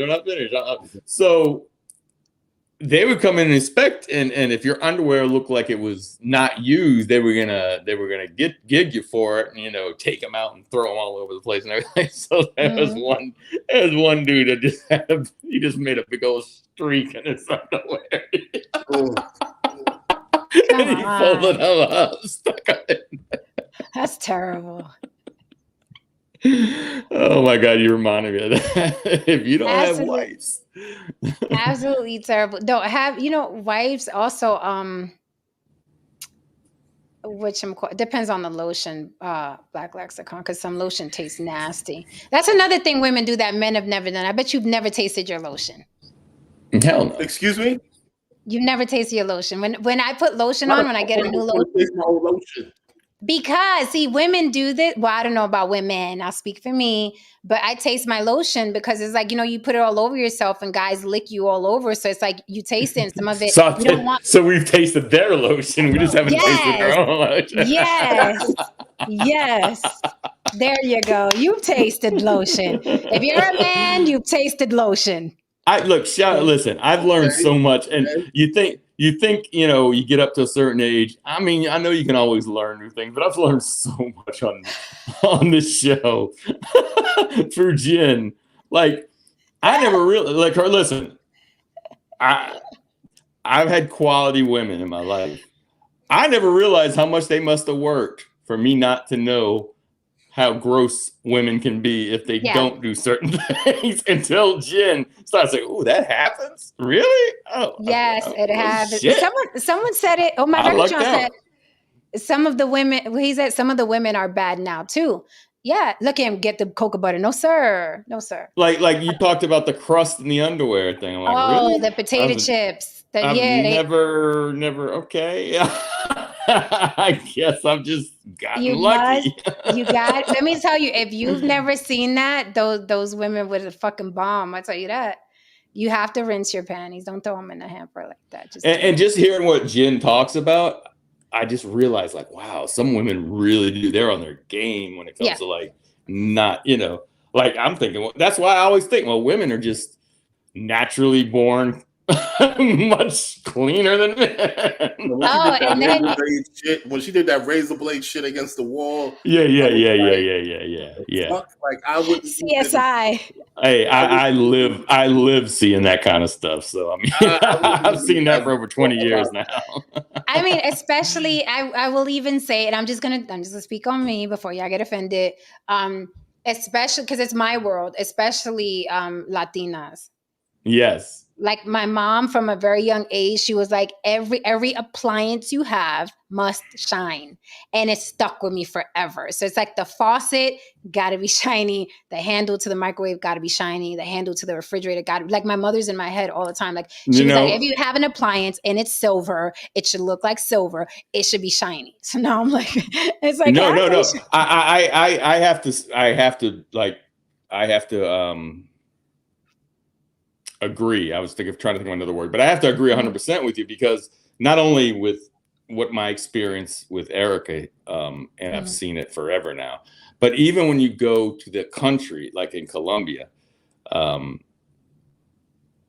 they can have be in the poorest area, have the smallest house, but it is sparkling clean and with pride. And that's the difference I noticed between America and some of these other countries, because here, if you got a shitty house, normally go in there and it's had dog shit in the carpet and clothes hanging all over, and it's just not the same. You're right. I think that's a cultural thing with Latino people. I really do. It's very cultural, because my grandma came from super, super humble backgrounds. Like my grandma had 2 jobs back when women couldn't even fucking vote. Okay, she was that woman. And she said, she always told us from when we were very little, I don't care if you got $0 in your pocket, you better look like $1 million when you hit the street. And that shit, it sticks with you. Like Saturday morning, you turn on the salsa, you throw the shower curtain over the bar, and you get the scrubbing, and everything is shy. It's like it's a reflex at this point. So, I will say that it will rub off, because when I say it rubs, because it's not that but like now, the order of everything now, if I go and there's something out of order, like I'm not compulsive but like I have to go and get it, you get used to a certain way. And it's because of that, because she's the way she's kept it all the time. So now it's like, things will bother me, even, things will start to bother me. And we're not, and be clear, we're not judgmental on men, because honestly, I don't expect men to clean like me or no shit. That men are simple, right? I don't expect that. But however, if you are a woman and I go to your house, I'm already like, oh, that's interesting. I'm like, that's interesting. Okay. You start looking around and shit. When I go to one house, if the corners of the toilet ain't clean, I'll leave. Yo, you mean with the fucking the thing, the handle with the Yeah. When what that do you shit call is it? The like, little hinges. yeah, when that's Yeah. grinding and shit like that, I usually be like, well, okay, well, you know, I work in the You want morning. to, Haran? You want to stay? We got some good food.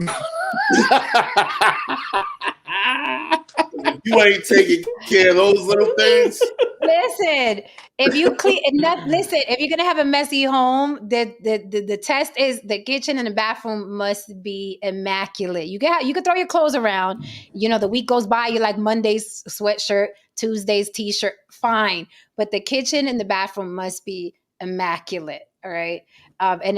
Those are things that I noticed. Like your ceiling fan. Why does it let look me ask you like something, man. why does it look like gray hair all over the fucking the blades? Like what is Jeff, that? Jeff, let me ask you a question. I didn't see this. You know, you have to explain this to me. When we were looking through Airbnbs and so on and so forth, you know what I mean? My suggestions, you said these look like fucking bachelor pads. They Now, did though.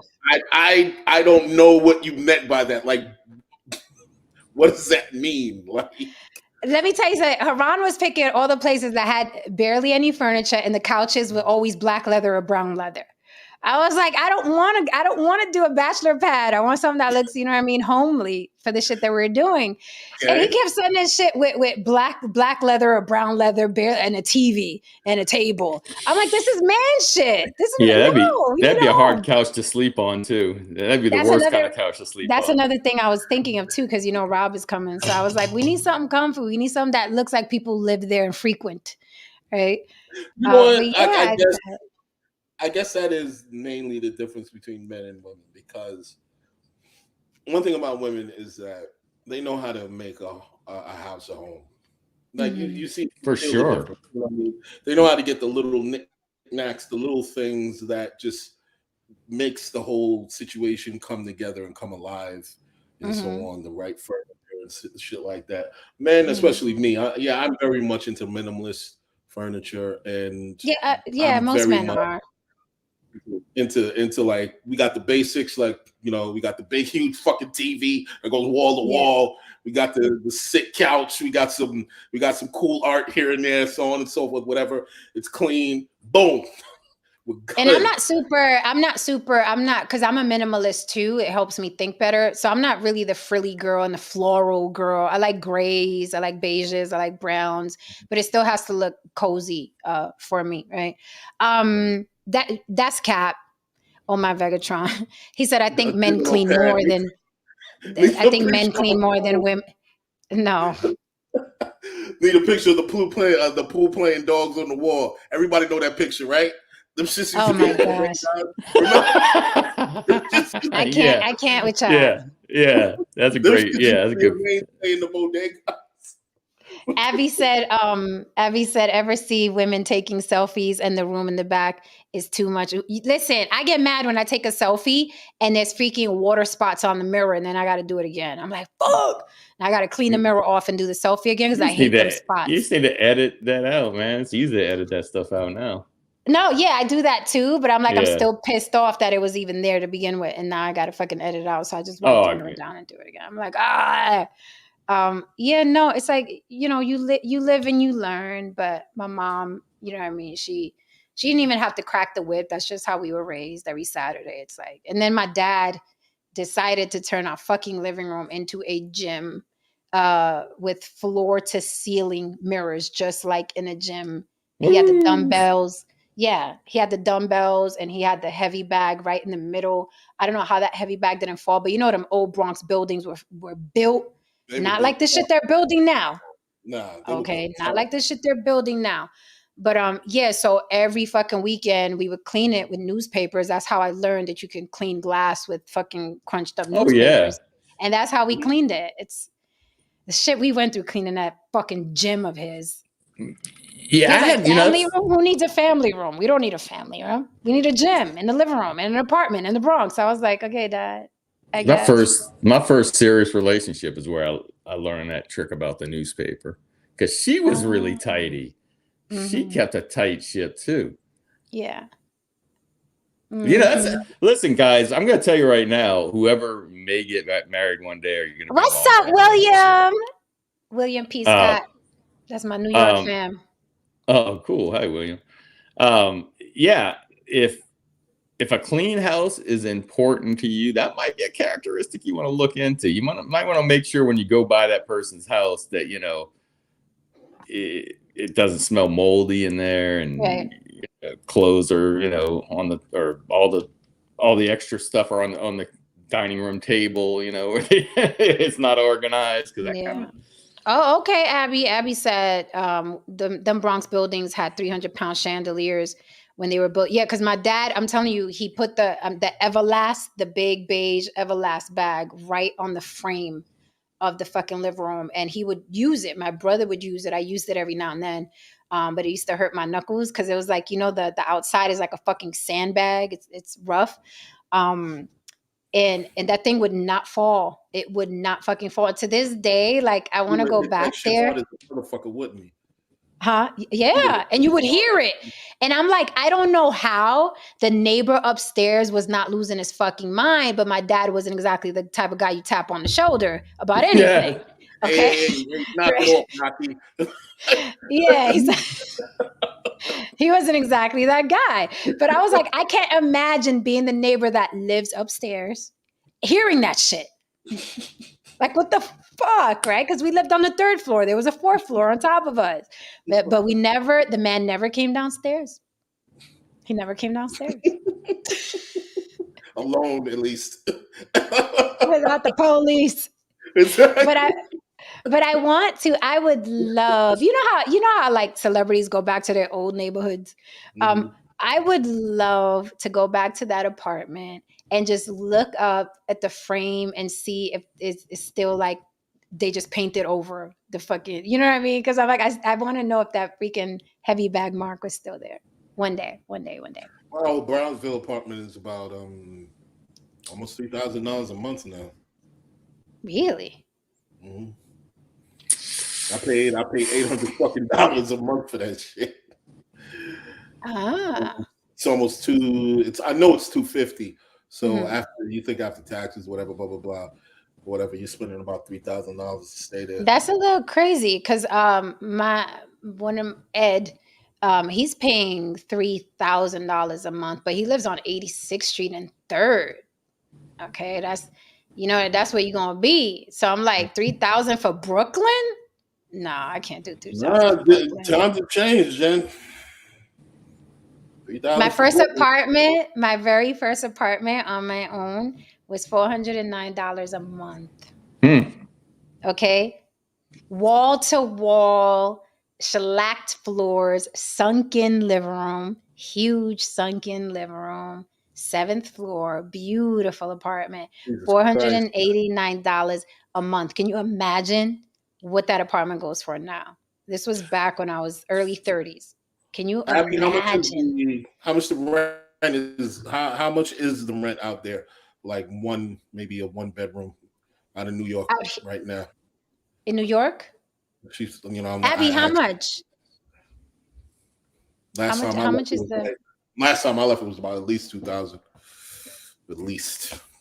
Shit, I was paying almost $1,200 in a bad neighborhood in the Bronx. On Prospect, in a bad neighborhood, a walk up. I can believe that. For a 1-bedroom. I was like, bro, yeah. $2,500. Holy shit. A 1-bedroom in New York City? Yeah. 1-bedroom is $2,500. It means a 2-bedroom. You know what you could do in Vegas with $2,500 a month in Vegas? Live like a fucking king. Pool in the bag, gym in the building. Yeah. Right now, though, that Hollywood shit pop off. Shit gonna change real quick.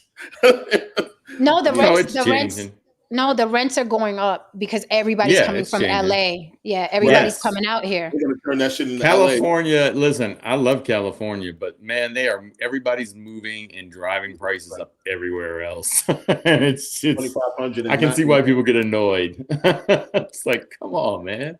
So that means Manhattan prices is like maybe $3,200 and up.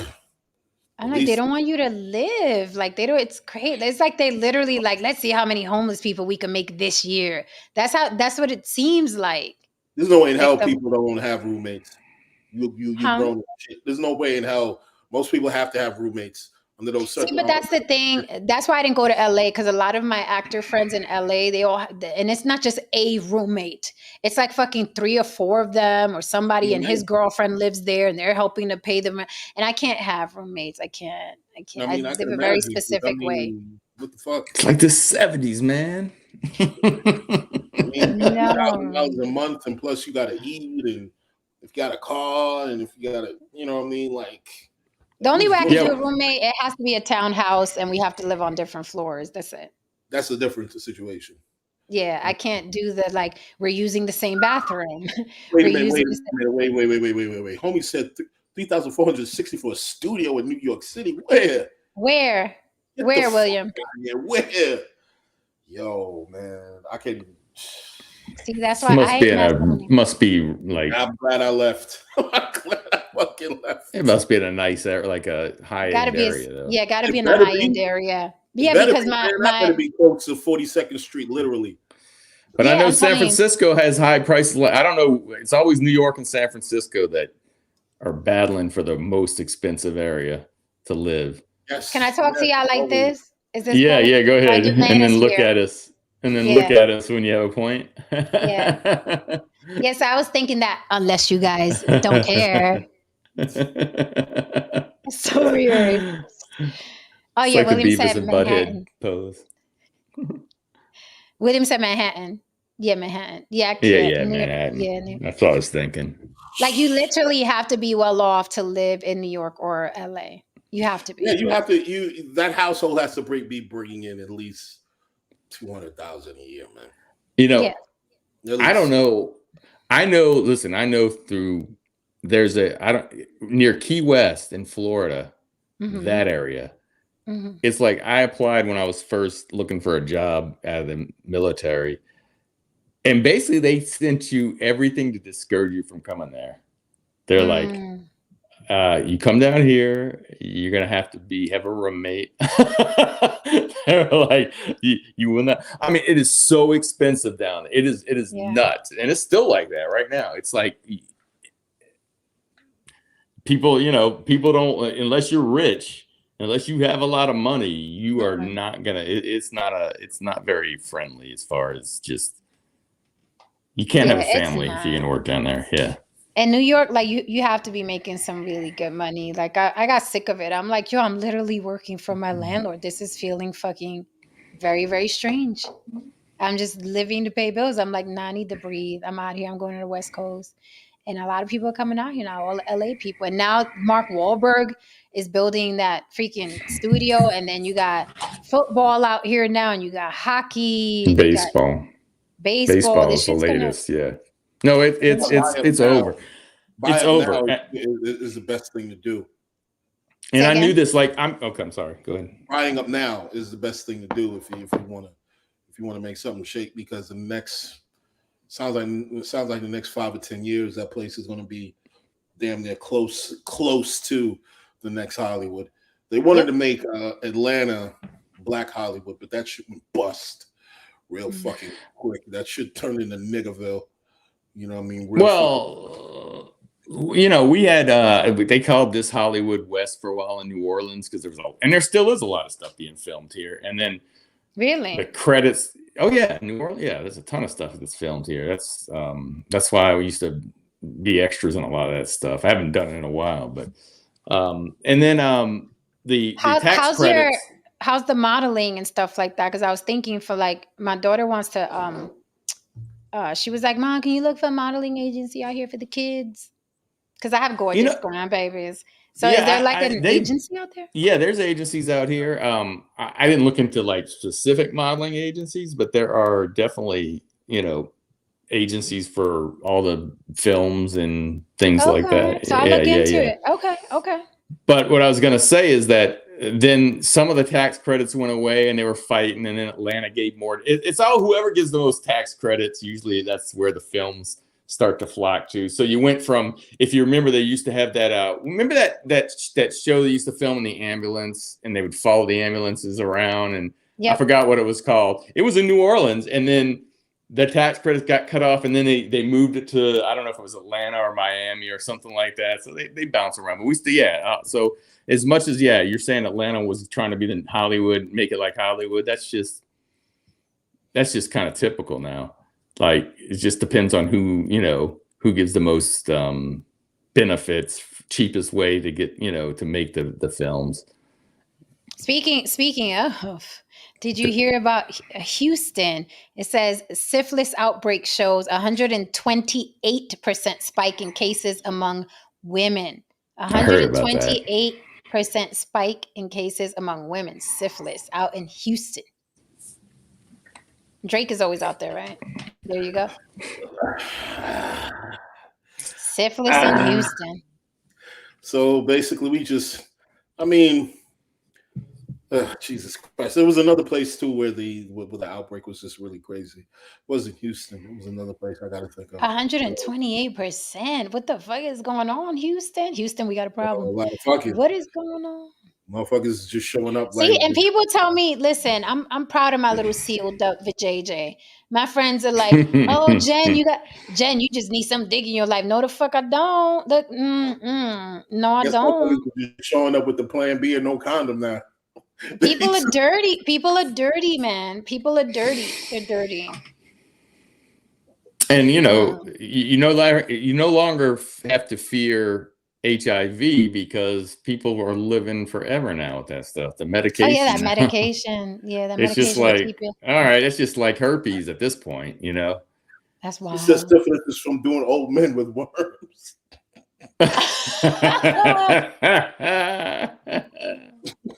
Not worms though. Oh my God.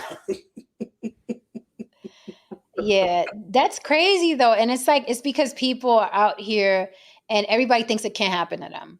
It's like, it's not going to happen to me. It's not going to, come on. You should not be walking into a clinic in your 30s, 40s, and 50s with no damn syphilis on your fucking card. You know what I mean? Like, it's like, oh yeah. Back in the days when my mother used to work in a hospital, she was a therapist out there in Far Rockaway. And she always telling me, she was like, you got to be careful out here. Because she was like, all the pretty girls are down there at that clinic. She told me, she was like, all you see is a lot of pretty girls. I know some of them go to your school. And that's what I used to say to myself. I'm like, I'm sure they do too. Because there was a time when Far Rockaway had we were one of the leading places with STDs in New York. I got so much. Let me tell you, I can't wait for my grandson to get older because I got so much to tell him. I got so much to tell.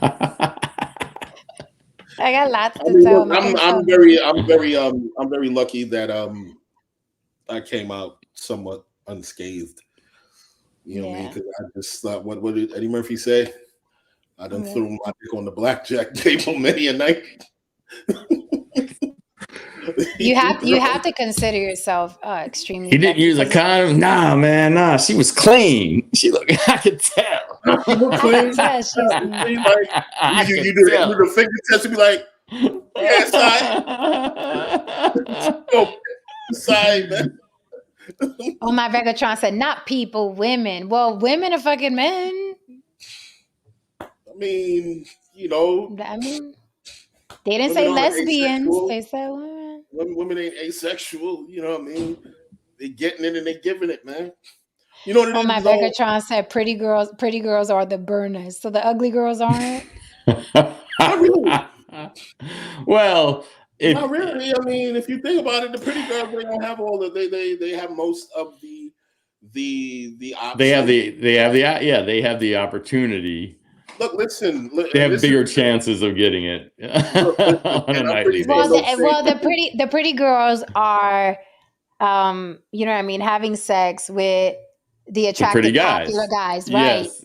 And those guys get a lot of ass. Yes, fucking everything. Like No Saint could probably attest to this because I know he knows guys in the service. I was about to say No Saint gets a lot. What? You know what I mean? Like he knows a lot of guys in the service. No Saint, can you attest to this?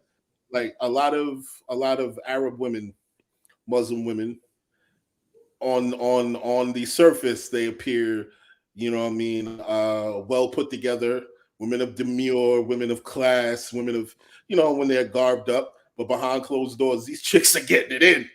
Yeah, you know, the opinions and comments on the Block with Jen, not necessarily the opinions and comments of the host.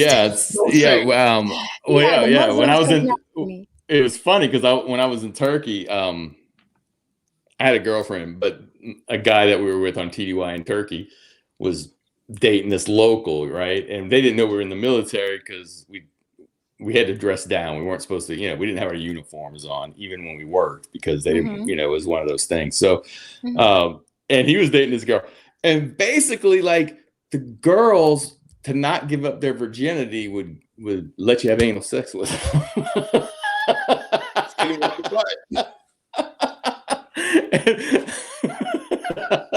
And then listen, I work with people that were in the Navy, and they got some stories, man. They got some stories. It was the funniest thing. This guy.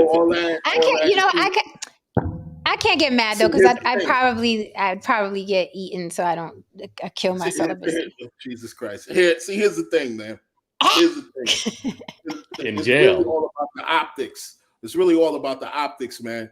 You see, the reason why these Muslim men, they got to know their wives out there, but the optics is that they carry themselves a certain way, they move a certain way, they're women of a certain degree of respect, but behind closed doors, they're getting railed out just like any other broad.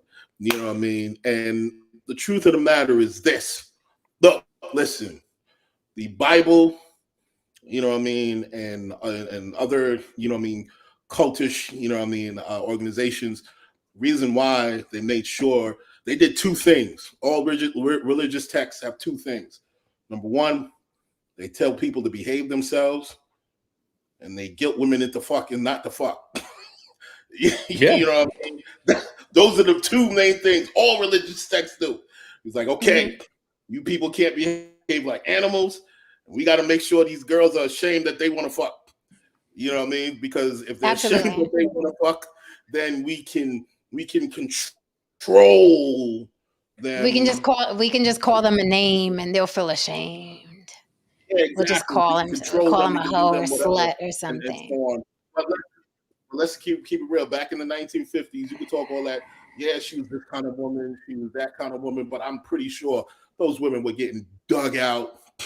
You know what I mean? By the next door neighbor. It's kind of weird because I keep on dropping these two places I was at, but when I was in Oman, so I found that, like, I went to like a mall there, and there was they have a kind of perfume that's oily. I don't know, probably in New York they probably sell it too.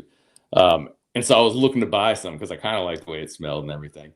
And there was a woman there. And young woman, and I was looking. She didn't speak English, but I was looking at different stuff. And when she was in the mirror, she gave me a wink, and I was like, "Oh man!" And I don't want any woman to be restricted, but it was kind of hot for her to have all that stuff on and give me a wink. It made me wonder. I was like, "Oh, all right." But yeah, he's right about the repression, and she had no business. I mean, in that country, they're not going to let her get away with being with an infidel. Yeah, she was right. She was going to take off that hijab and tie you up. right. Or or bring me somewhere and have my head cut off. I couldn't figure it out. You never know. You never know.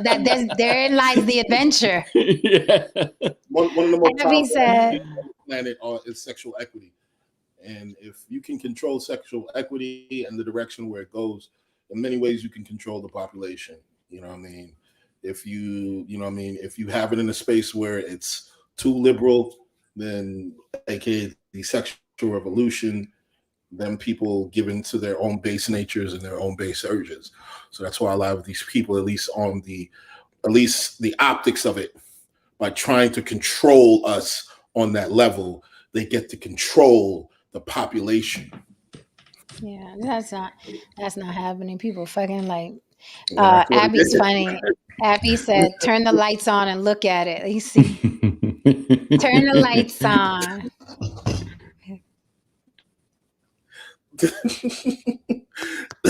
What's this? What's that spot right there? What's that spot right there? Oh, that's a birthmark, girl. That's a birthmark. That's a birthmark.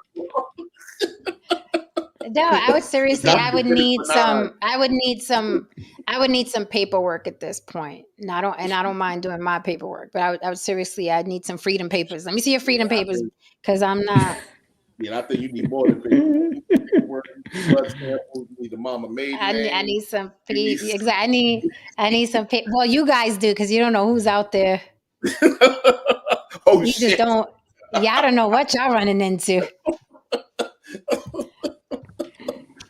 man! You got Right? some of these brothers, man. They lying, Good man. thing for me. Good Feels thing like for a me. vagina.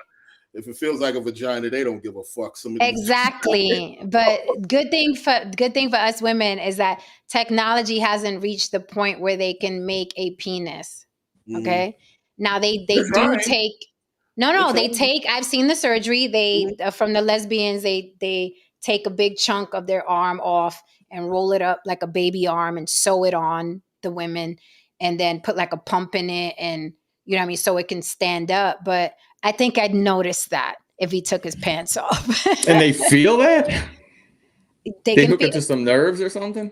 Right. no, they don't. No, they can't feel it. They can't feel it. I guess it's just the idea of, Because right? I thought that, I Come on, always assumed, I thought they actually built penises on transgender women to men that actually functioned No, somewhat. you're thinking about the trans women. They can cut their penis off, invert it, right. and They can. Well, yeah, you know what I mean, save I know that sensation. part, but I thought they could do it the other way too. I thought they could do it to where, no? Oh, okay. Some No. complex shit. No, Saint. Yeah, Yeah. I mean, Now, Somebody they're you know, gonna be able to some, grow one in a dish. They'll be able to grow one in a dish in the no, next now 20 listen, years. listen. Thank God I'll be off the market. Listen, listen. You know, but now, you know, some people will tell you, yeah, I can orgasm with the fake vagina. I could orgasm with the fake penis. I'm like, yeah, tell yourself anything, lady, sir, ma'am, whatever. Tell yourself anything. But you know, our penises and vaginas are built a very specific way to feel very specific things. I'm not saying that it's not exciting. Okay, I'm not saying that sex and enjoying intimacy with somebody is not exciting, but to actually feel an orgasm with a biological vagina, and to actually feel an orgasm with a biological penis. mm, but the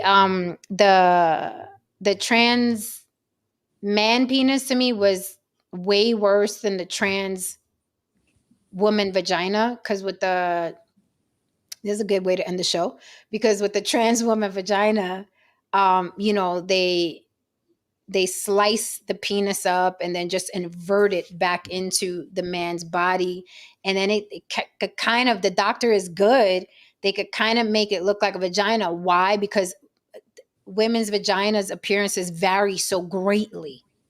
So a man is not going to look at a vagina and be like, "Oh, this doesn't look like a vagina," because the last 5 women he was with had 5 different vaginas. So he's probably going Yeah. to be thinking, "Oh, this is just how your vagina Mhm. looks," right? But with the fake penis, you can tell, and not only that, a lot of them have the scar. It's a really bad scar on their arm. Like they take a chunk from their fucking arm and then sew it back up and literally roll it up into a penis and sew it on, and then they make the nuts and they freaking put the pump in it, and the lady has to pump it.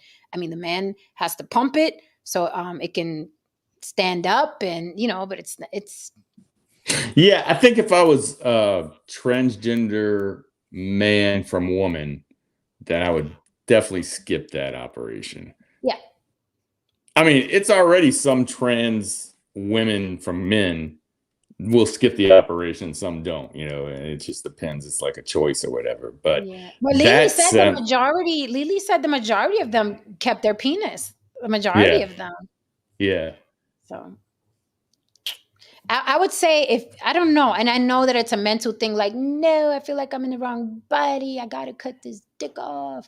But I'm like, yo, dress up, do the whole female thing, but don't cut off your genitals. Don't cut off your boobs, because it's like there's so much sensation in your body parts. It's like you're cutting off you know what I mean, sensation, cutting off your penis, and you don't know how it's going to work. And then they say that it's really hard to keep a fake vagina open where you're able to insert shit in it. Like you got to keep stuff up there so it doesn't seal up like a scar. I mean, it's horrific. I've seen it. It's all on YouTube. Like I told you, I go into the dark web and I start, and you can see a full blown, no blurring, no cutting, no editing. You can see a full blown trans operation on YouTube. I think obviously, like you said, they're if you get a great doctor. I know, for instance, Erica met a woman that was transgender, and guys would not have known the difference. And she looked, and she said it looked like a vagina. But if you, I suppose, get the good surgeon, that had a good day. But yeah, and you just but the thing is, you don't know how it's going to turn out because it's still according to what your penis originally looked like. True. Right? Everybody doesn't have the same size penis or meat or the head or whatever, but it's brutal. Like when I saw that surgery, it is brutal. Like it is brutal what they do to the penis. Like it just brought a tear to my eye that they was, you know what I mean? It was barbaric. I'm like, don't hurt the penis. What are you doing? They're just ripping it apart and splitting it and cutting the head off and stuffing it. I was like, it's brutal, man. It's like, oh, don't hurt. What the penis do to you? What are you doing? I mean, people who get bottom surgery, trans women who get bottom surgery, that's some gangster shit, man. To volunteer to cut your thing off. And this is why, Jen, you're gonna push back on me, but when you sometimes let's go. The last pushback of the night. Let's go. You've done it in text and things like that. When you say, well, when you're getting paid to cut your penis off, I'm like, I would never take money and cut my penis off. That is a big leap to think that people are promoting it and going that far to have some clout and make some money. I mean, I don't know. I don't have pushback, but I will correct what you think I said. Okay. What I said was that the young trans people are all the rave now because they're getting a lot of attention. They get to be influencers and they get to make a lot of money on YouTube and TikTok and Instagram. What I said was that they're more than likely will regret it at an older age. Once the lights dim, and then I sent you that video where there were trans people in their 50s and 60s who completely regretted it, right? Mm-hmm. So it's fun while you're getting a lot of attention, and it's like, look at all this money I'm making. I think that they wanted to be trans anyway, right? Okay. That even without TikTok and Instagram, then people wanted to cut their penis off. But with that, and I was like, they're probably not as happy as they think they are because right now all lights are on them. Right. So it's exciting. It's just like celebrities, like, oh my God, look how fun this is. And then at nighttime when it's just you by yourself, no fanfare or nothing, now you have to deal with what you've done. So I'm like, that's why a lot of people are regretting it at an older age. Because that's major. What if you change your mind and your penis is already gone? Yeah. I mean, that's a solid point. Now, granted, there are people who that is what they want to do. That is what they're sticking with, whether there's cameras on them or not.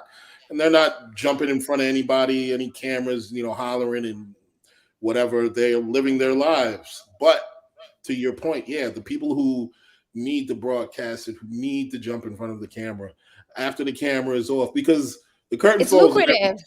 Yeah, it's lucrative. The curtain falls on everybody. And once the curtain falls and you're left with your decisions, then what? You know what I mean? Because this is my thing. Look, your sexuality and your race should never define you. You aren't your sex. You aren't your race. Mm-hmm. You know what I mean? And if you think that you are, then okay, well, what happens when your race is no longer oppressed? What happens when, your choice of gender and sexual identity isn't oppressed? What happens if it's the end thing? Where does that leave you? You can't allow yourself to be defined by if you're oppressed or if you're not oppressed. You have to be yourself, man. But a lot of people without oppression, they have no identity. And we spoke about that before. It's like their identity is, hi, I'm such and such. I'm marginalized. And this is my fight. And that becomes their entire identity. Right. Abby made a great point, but it's not self-cleaning like a vagina is just a hole. That's very true. Vaginas are biological vaginas are self-cleaning. So I can imagine if you have a manufactured one, you probably got to go in there with the baby brush, the baby brush. All I can think of is that's all a guy needs is a hole. Believe me. Yeah, of course. Teenage years, sticking your penis in the pump of a pool. That sounds dangerous. Wait, It is. They've had people that have actually gotten stuck. Wait. I didn't stick my dick in there pumping. I'm not saying you did. I'm just saying. This sounds like some white boy shit. No offense. It sounds like something that happens in them teen movies, the white teen movies. You gotta have a pool to be able to do it, all right? Like what he said? Ding, ding, ding, ding. Haran, he said you gotta have a pool to be able to experience it. Oh shit. That's pretty good. That's pretty good. He tried to. No, you need to get jumped at Vegas. You need to get Haran, bring your Timberlands. Bring your Timberlands, Haran. I'm not. No. Shame the fuck out. No. Haran, bring your Timberlands. I'm bringing my Timberlands. This is too much. You gotta get jumped. Oh my God. See, like I told you, give him enough time, man. It took a while though. Where's George at? I need somebody that sounds more racist than you. That's why when you used to give him props, I used to be like, I used to watch him like, you're still white, man. No shit. Absolute 72, absolutely. Oh my God. He said, well, Bruce became a woman and dove right into the oppression. He sure the fuck did. Bruce became a woman. He was like, I'm marginalized. Became more important than his ex-wife at one point in time. Ain't that? Oh, absolutely. He became a bigger woman than his ex-wife. Yeah, but you gotta, it's men. Y'all are a funny species. Men. No, but yo, like seriously though, I mean, look, man, if it feels like a hole, smells like a hole, feels like a hole, look, man, if a guy's drunk enough, he'll dive right in. That's right. But what if it's like a belly button and gets stinky like a belly button because it's like just inverted meat? Jen, guys don't give a fuck, yo. Stop assuming that men. It's all about the notch on the belt for most men. Okay, you know what I mean? Because guess what? If you sit there and be like, well, we kind of, smelled a little motherfucker. There's always gonna be one dude in the crew be like, well, you could have just held your nose, nigga. You know what I mean? It's just, Saint, you learned a lot about women. I learned a lot about men on the block. Yeah, for sure. Don't assume that a lot of men have class, man. This time's what I told dudes like, I could hit me because it smelled horrible or whatever. Dude was like, saying, man, fuck that, man. Sometimes, Oh, that's what I was thinking. What Omar Vegatron said. He said, that's why this year he said, I still feel Bruce in me. It's the 10-year point. Watch him go back to being a man in 2024. So the video that I sent, Saint, like them trans people are old. Mm-hmm. They were old. And I felt sorry for the trans woman because she was like, she wanted to go back, but now it's too late. Like she was like, 50 something or something. She was like, at this point, like to put my body through a detransition would be too much. So he's kind of like, now he's stuck being a woman because he did the transition, and that must be terrible. I have questions on that because I'm like, well, why do you want to go back? What are you going back for? I thought I just have a lot of questions. I don't think that everybody makes the same decisions for the same reasons. No. You know what I mean? I think that eventually we're going to have a section of people that detransed, you know what I mean? That detransitioned. They're all over.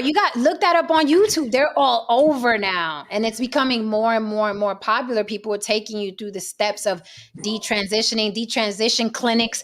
they said are popping up all over in London, because now this has become a problem that they have to deal with. The clinics and the doctors have to deal with detransitioning these people. And I just think sometimes that they have some sort of mental breaks or meltdowns, and they go to the doctor, and and a little suggestion here, a little feeling there, you know what I mean? And it's like, next thing you know, your body parts are chopped off and you're on medication. And then 5 years later, you're like, I didn't really want to do this. I didn't really want to be a woman, or I didn't really want to be a man. But there's some people that do it and they're like, nope, sticking to my guns. This is what I want. I'm glad my penis is gone. I feel more like myself now. And they stick to it all the way to death. But because it's becoming so common and just trendy, a lot of these kids are doing it. I mean, it's trendy. I saw 3 lesbians all standing by each other. I don't know if you saw the picture, but it was 3 studs, and they were all standing there proudly, bandaged right after all 3 of them getting their boobs cut off at the same time. You know what I mean? This body mutilation is the new tattoos. Like back in our days, it was like, "Ooh, you got a tattoo." Now tattoos are passe. It's like, "Ooh, you cut your tits off. Let's go get our tits cut off." So it's crazy what's trending now. It used to be big too when we were in, kids like in the 80s and 90s. Women who were bisexual, that was like a huge fucking thing. You know what I mean? If women were bisexual, now it's like, oh, okay. It's right. like, it's like, it's assumed that every woman done did the licky at some point in time. Yeah. Yeah. I'm this girl, not this girl. Not for me. I will not be scissoring with anyone. I guess this might sound whatever. I just never found lesbian porn that fascinating. I'm like, there's really? No, I just never got turned on by it. I'm just like, interesting. I have an ex, that's all he looked at. One time, this was back in the DVD days. Yeah, and I was so mad at him one time, and we had broken up, and I went, and he had 2 DVDs, one in the living room, one in the bedroom, and I cracked the DVD, and then I put it back in the slot, and then I left. So I know he turned that shit on and was like, what the fuck? What the fuck? I mean, he opened that shit and was like, I cracked it and I put it back in there. I'm very much a sadist, a sexual sadist, yeah. You know what I mean? And it's too sensual? Like, and it's just like you're rubbing on each other and you're like, you know what I mean? And there's like soft music in the background. Like, what the fuck is this? Yeah, I mean, I'm not saying that's like all I ever liked, but I do understand, like, there is, like, because you're seeing, it's usually too beautiful. You never, of course, you're not going to see the butchy. No guy's attracted to the butch guy. It's always the quote unquote lipstick lesbians, because you're seeing 2 beautiful women with beautiful bodies. Yeah, I mean, it works. Yeah. Listen, he says, no way I could live without mine. No, keep your penis, guys, if you can. Go ahead and do that. Keep your penises. Yeah, it's not animalistic. And, I guess maybe that's just me. I like animalistic shit. It can still be romantic and sensual, but primal.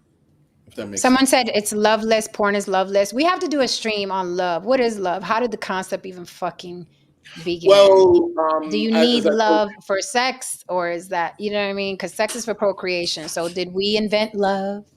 Well, yes, it's an evolutionary component, because, and I'll just say this one thing, and we can just get into the topic later. It's an evolutionary component because I did some studying on it. Essentially, once we became self-aware, the brain evolved to create this reaction, to create this series of chemical reactions that we call love, in order to bond 2 people together, with the pair bond. In order to pair bond, with the point being procreation and being around together to take care of children, to procreate, and sticking around with each other long enough to, rear children and create children. Like everything, we're here for one reason and one reason alone. Like nature makes sure that we make people, we make more people. You know what I mean? We have orgasms because there has to be some sort of there has to be some sort of incentive on the end of this that makes us want to. But is that every living thing? Because every living thing has an orgasm. Well, you know what I mean? Is that every living thing? I think that other living things, I think they're just following their instincts also. I don't think that I don't know if I can't necessarily say that they actually understand love or whatever. I'm not going to say that. You know what I mean? I'm not going to say that. Yeah, but right, this is why we need a topic on it, because what do you mean? So then you mean the opposite is we understand love, but we made that shit up. It's a chemical reaction. It's a chemical reaction for survival, right? Well, You know, we labeled a lot of things that can be seen in the animal kingdom. Yes, that's what I mean. We named a number of things. We Yes. said this is what this is. We compartmentalized a number of things because we have consciousness. You know what I mean? We create order. So yes, to your point, yes.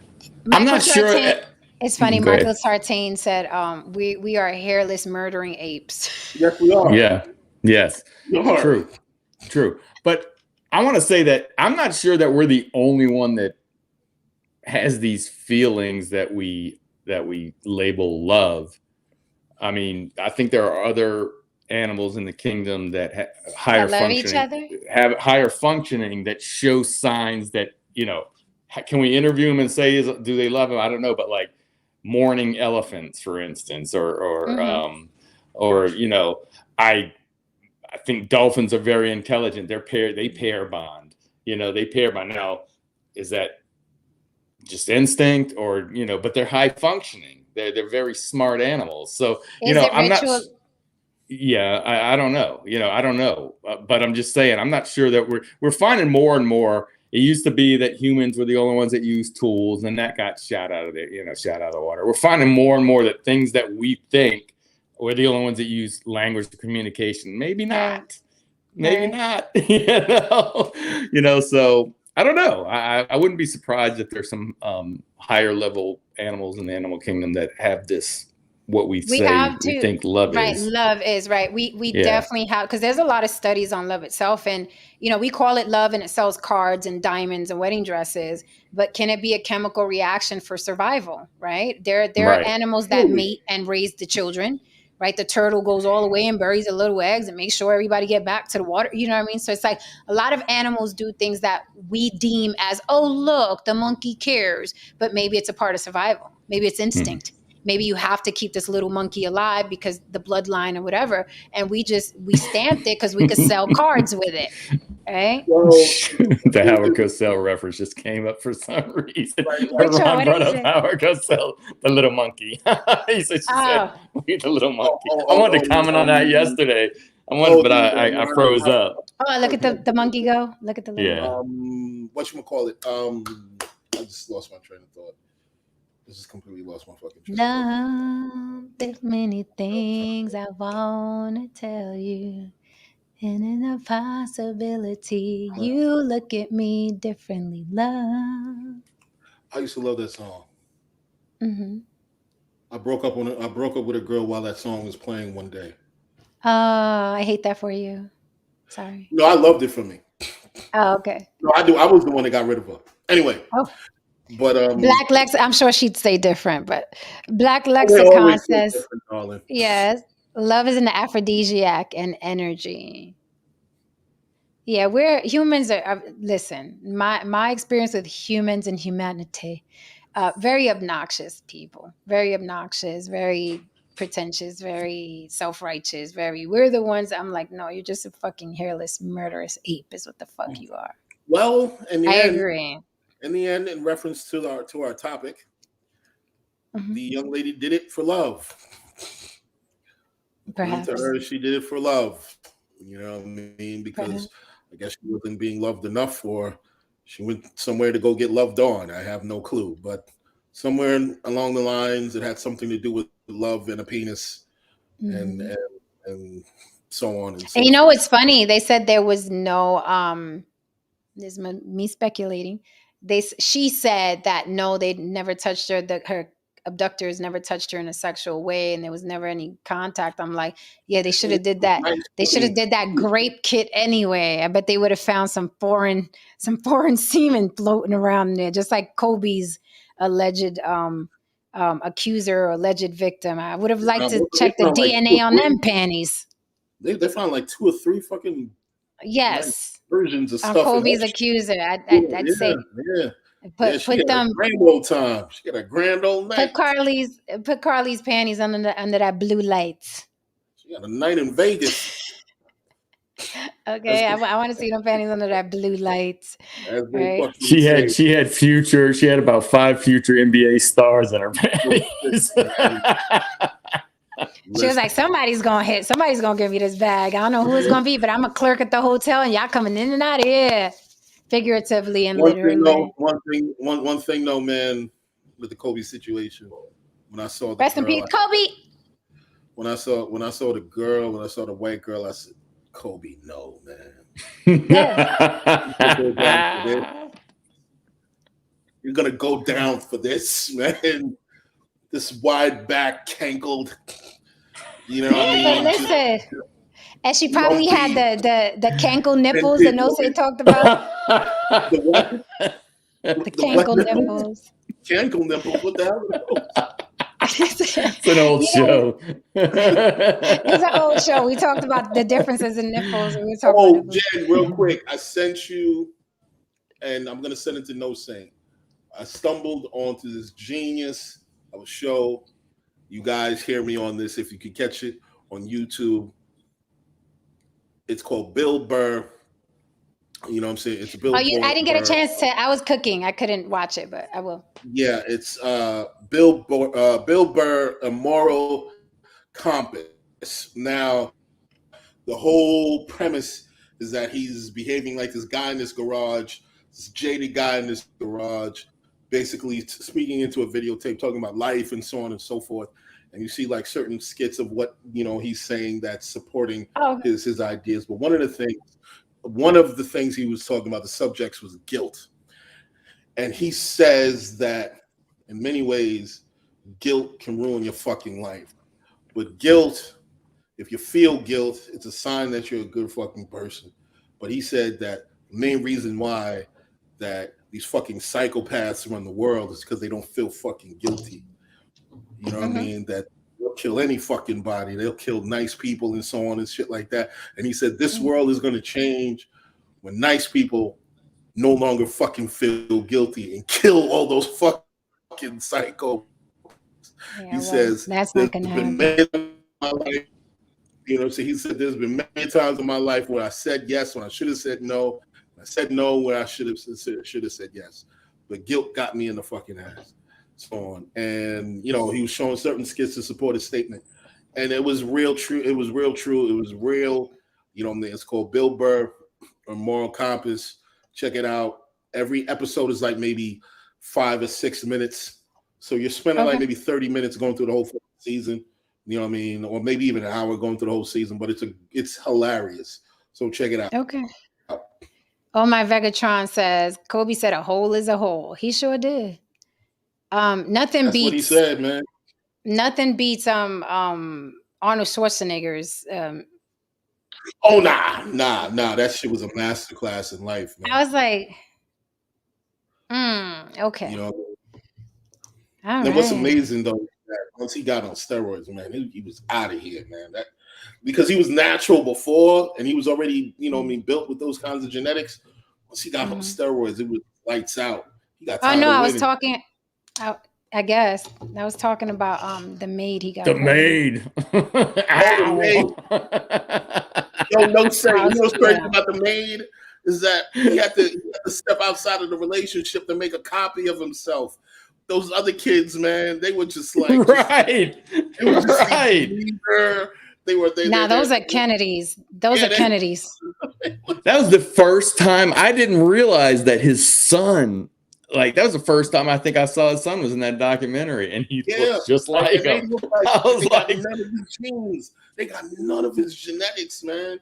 But that was his fault, though. That wasn't Maria's fault. That was his fault because the man is the one that determines. But them Kennedys got strong genes, I guess. Yeah, and the way she confronted him about it, like they were at a therapist's office. Oh, I know. And the therapist was like, Maria wants to ask you something. And She was like, "Is that your son?" So that means the little motherfucker was running around with the and she was probably Yeah, like, well, yeah, could you get me some water? right. And You she was know like, what's it reminded me of the Meet the Fockers with Yeah. with the maid and Ben Affleck, I mean Ben Stiller, and all of a sudden they show the boy and it looks just like Ben Stiller or yeah. whatever. No. But you know, Maria, she asked him that question because this is the thing that women do. They fucking know. They just want to hear you fucking say it. And she didn't even ask it. The therapist asked him. I was like, if she was Puerto Rican, he would have been stabbed every which way. But I will say, like when that kid, you could not. You can't deny it. I mean, but I will give Arnold at his age. What I liked about that documentary is I learned more about the person. And even though like everybody messes up, so yeah, he has flaws. I like the fact that he owned up to it and didn't try to deny it. Because a lot of people feel that pressure and you're just like, but he basically, I mean, he owned, and that was with everything he did, Yeah. It was like, wow, man, I mean, but I think you have that luxury when you have that level of success and that level of money. Who the fuck is going to tell you, oh, look what you did? Who's going to tell Arnold Schwarzenegger who's done? You know what I mean? That's for like regular people that work at the post office. Don't point the finger at me. I had a right to do. He's Arnold. It's like, what are you going to tell me? That's going to bring me down a notch from my $750 million. No, I get that too. Yeah, you're right. But I'm just saying like the fact that he was put on the spot like that, he didn't blink. I mean, he just... And I was waiting to see, because let me tell you, as a woman, I was like, I watched episode 1, I watched episode 2. I was like, when you going to talk about that bitch? I'm waiting. And then the last episode, he went into it. I mean, but I cringed when he said, he was like, it was my fault. I caused everybody pain. I caused Maria pain. I caused my children pain. I caused the boy, him pain. And I was like, you better not say that bitch. You better not say that bitch. And he fucking did. He was like, I even caused his mother pain. I was like, fuck that up. Fuck that up. Fuck wrong with you talking about you caused that pain. That whole knew you were bad. Fuck that. No. Damn. No. God damn, man. With the amount of money that Arnold got, I'd have been like, you're going to get rid of her, right? We'll raise this rugrat, but you're going to get rid of her, right? Because she can no longer exist. Oh, Jesus Christ, yo. Stop her clock. Come on, man. God damn. You think I'm going to live on the same planet as the bitch that had my husband's son that looks like him? No. Yeah. How? Like him. With the gap and everything, like, she must have been watching that little boy like the second year, the third year, the fourth. Come on now. By the time he hit puberty, it was like, oh nah, this ain't gonna happen. I mean, but she didn't even have the cojones to confront him herself. Like literally, she told the therapist to ask him. Maria has a question and she wants to know, is such and such yours? What? No. That motherfucker, he sat there. He wasn't really remorseful. He just really just like, it happened. It's happened. I felt sorry for Maria. I caused everybody. I caused everybody pain. And it happens, And I think he felt bad about hurting his children. I think he likes that son better. Of course he does. But I see him with him. I mean, he works out with him. He doesn't work out with the other ones. Well, Jen, have you seen the other ones? One is built like Maria. But they could have worked out. Yeah, they could have worked out. He still didn't work out with them. He still didn't, the other kid is more his dad. And I don't think he saw them as probably masculine enough. I think he probably saw them as, probably those are Kennedys. Those kids are Kennedys. They're not brolic. The other kid, his mother's. He most likely. I'm gonna say he grew up on the rough sides of New Amsterdam or some shit. But he's not a Kennedy. You know what I mean? He's not a Kennedy, but he grew up very well. Maybe not his trifling ass mama. Right. He grew up. I mean, his dad is. I'm sure he wasn't fucked up. But it's similar. No. You see similar features. Yeah. He can build him. I'm sure he sees himself, a younger version of himself. There's that bias, and I think I'm sure that there's jealousy from the other boys. Oh, there's one that doesn't even talk to him anymore. And there was one that changed his last name from Schwarzenegger to, I think, What? Shriver. Yes. When this first hit, one of his sons changed his last name. So that's what I'm saying Arnold's an asshole. He lives a certain way. And that's why he's so successful. Because he's like, yo, if I can't control it, I got to keep it pushing. That's why he's so successful. But I have a feeling he felt hurt that he hurt his kids. You changed your name to Shriver. This other one's a Schwarzenegger anyway. That's not a man's name. Why would you change your name to a woman's name? Right.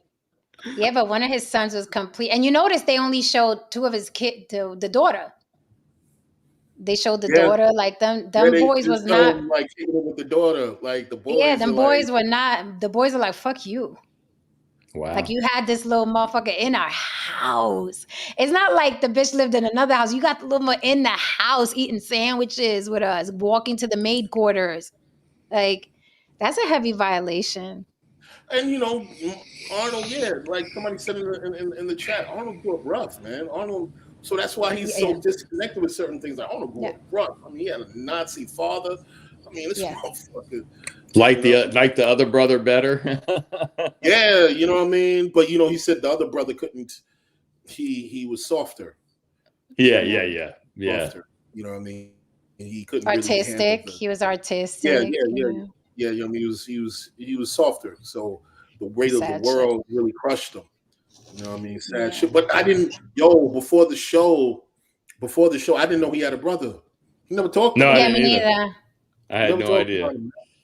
I never knew he had a brother, man. Mm-mm. You know what I mean? And obviously he was just so disconnected from. I mean, but I love that thing. I would watch it again because it's like a good book.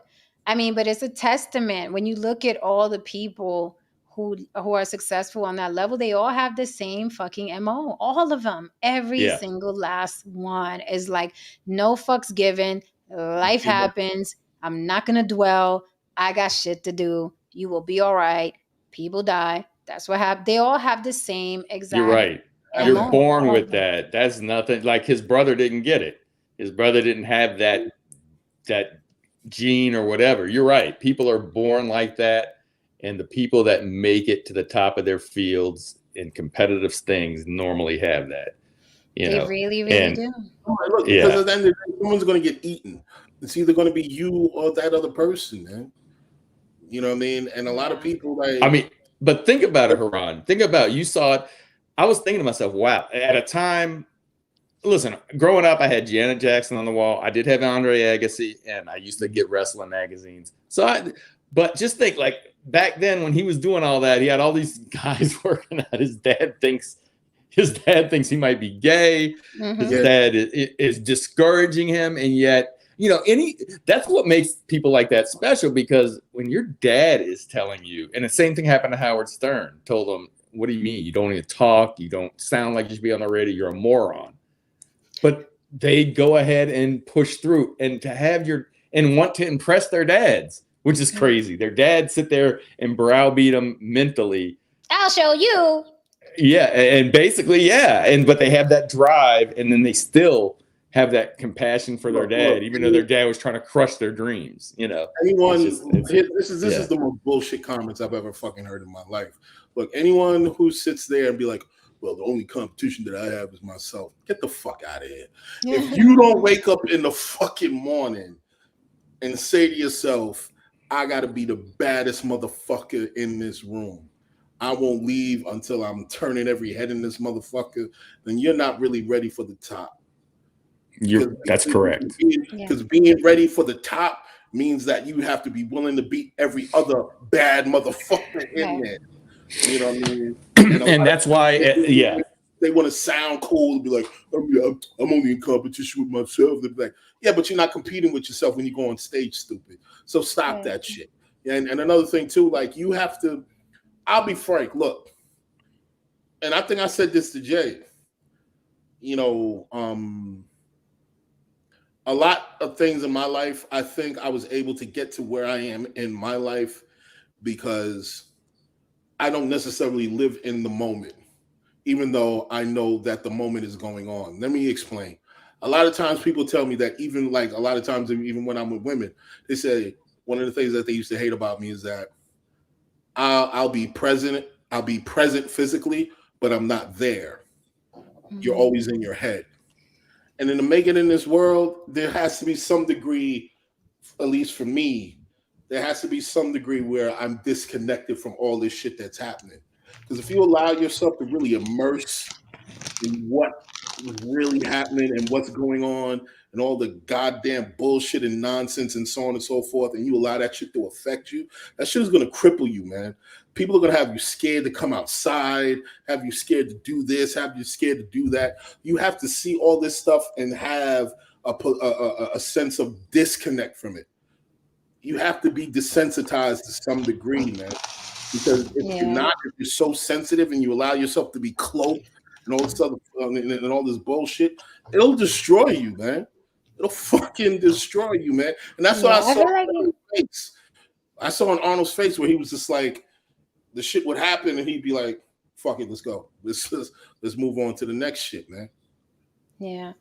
Well, that makes the difference. I know we're going to close out here. Yeah, let's wrap up, guys, because I'm not doing 3 hours on talking about nothing. Well, no, I was going to say, we're talking about things. But that makes the difference. And like you said, the person that doesn't say the only the person that is competing with everybody else makes the difference. You can put that in any industry, and that's why I always say you can have a really good football player, you can have a great football player, and the difference is the way they wake up and want to be. One person's going to be okay with just competing with himself, and he's good enough to make the team. The other person is constantly striving to be the best that he can be, and that kind of stuff. You're kind of maybe it's some environment, but a lot of it I believe you're born with it, or you're not.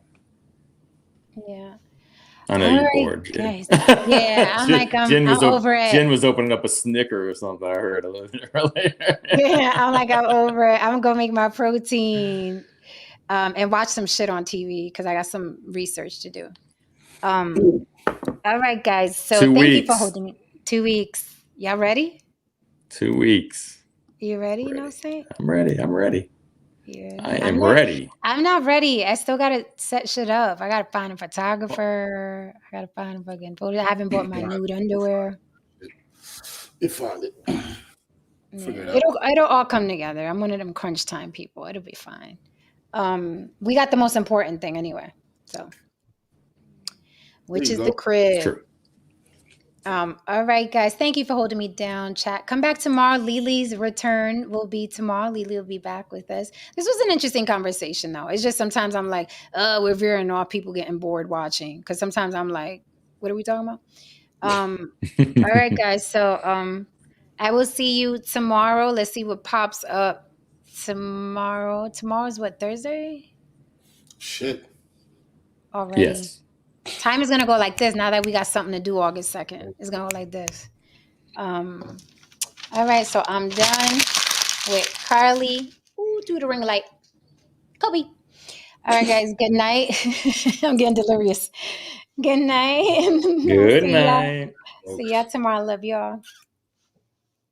All right, guys, please hit that like and subscribe for Mama on your way out the door. Okay, don't forget to support the show. If you enjoy the content, Cash App on the Blizzak with Jen scrolling at the bottom. Come back tomorrow. Like, subscribe. Let your people know about the block. And also, you are always welcome to cam up with us. Have this conversation on camera. All right, guys, good night. Thank you for holding me down, chat.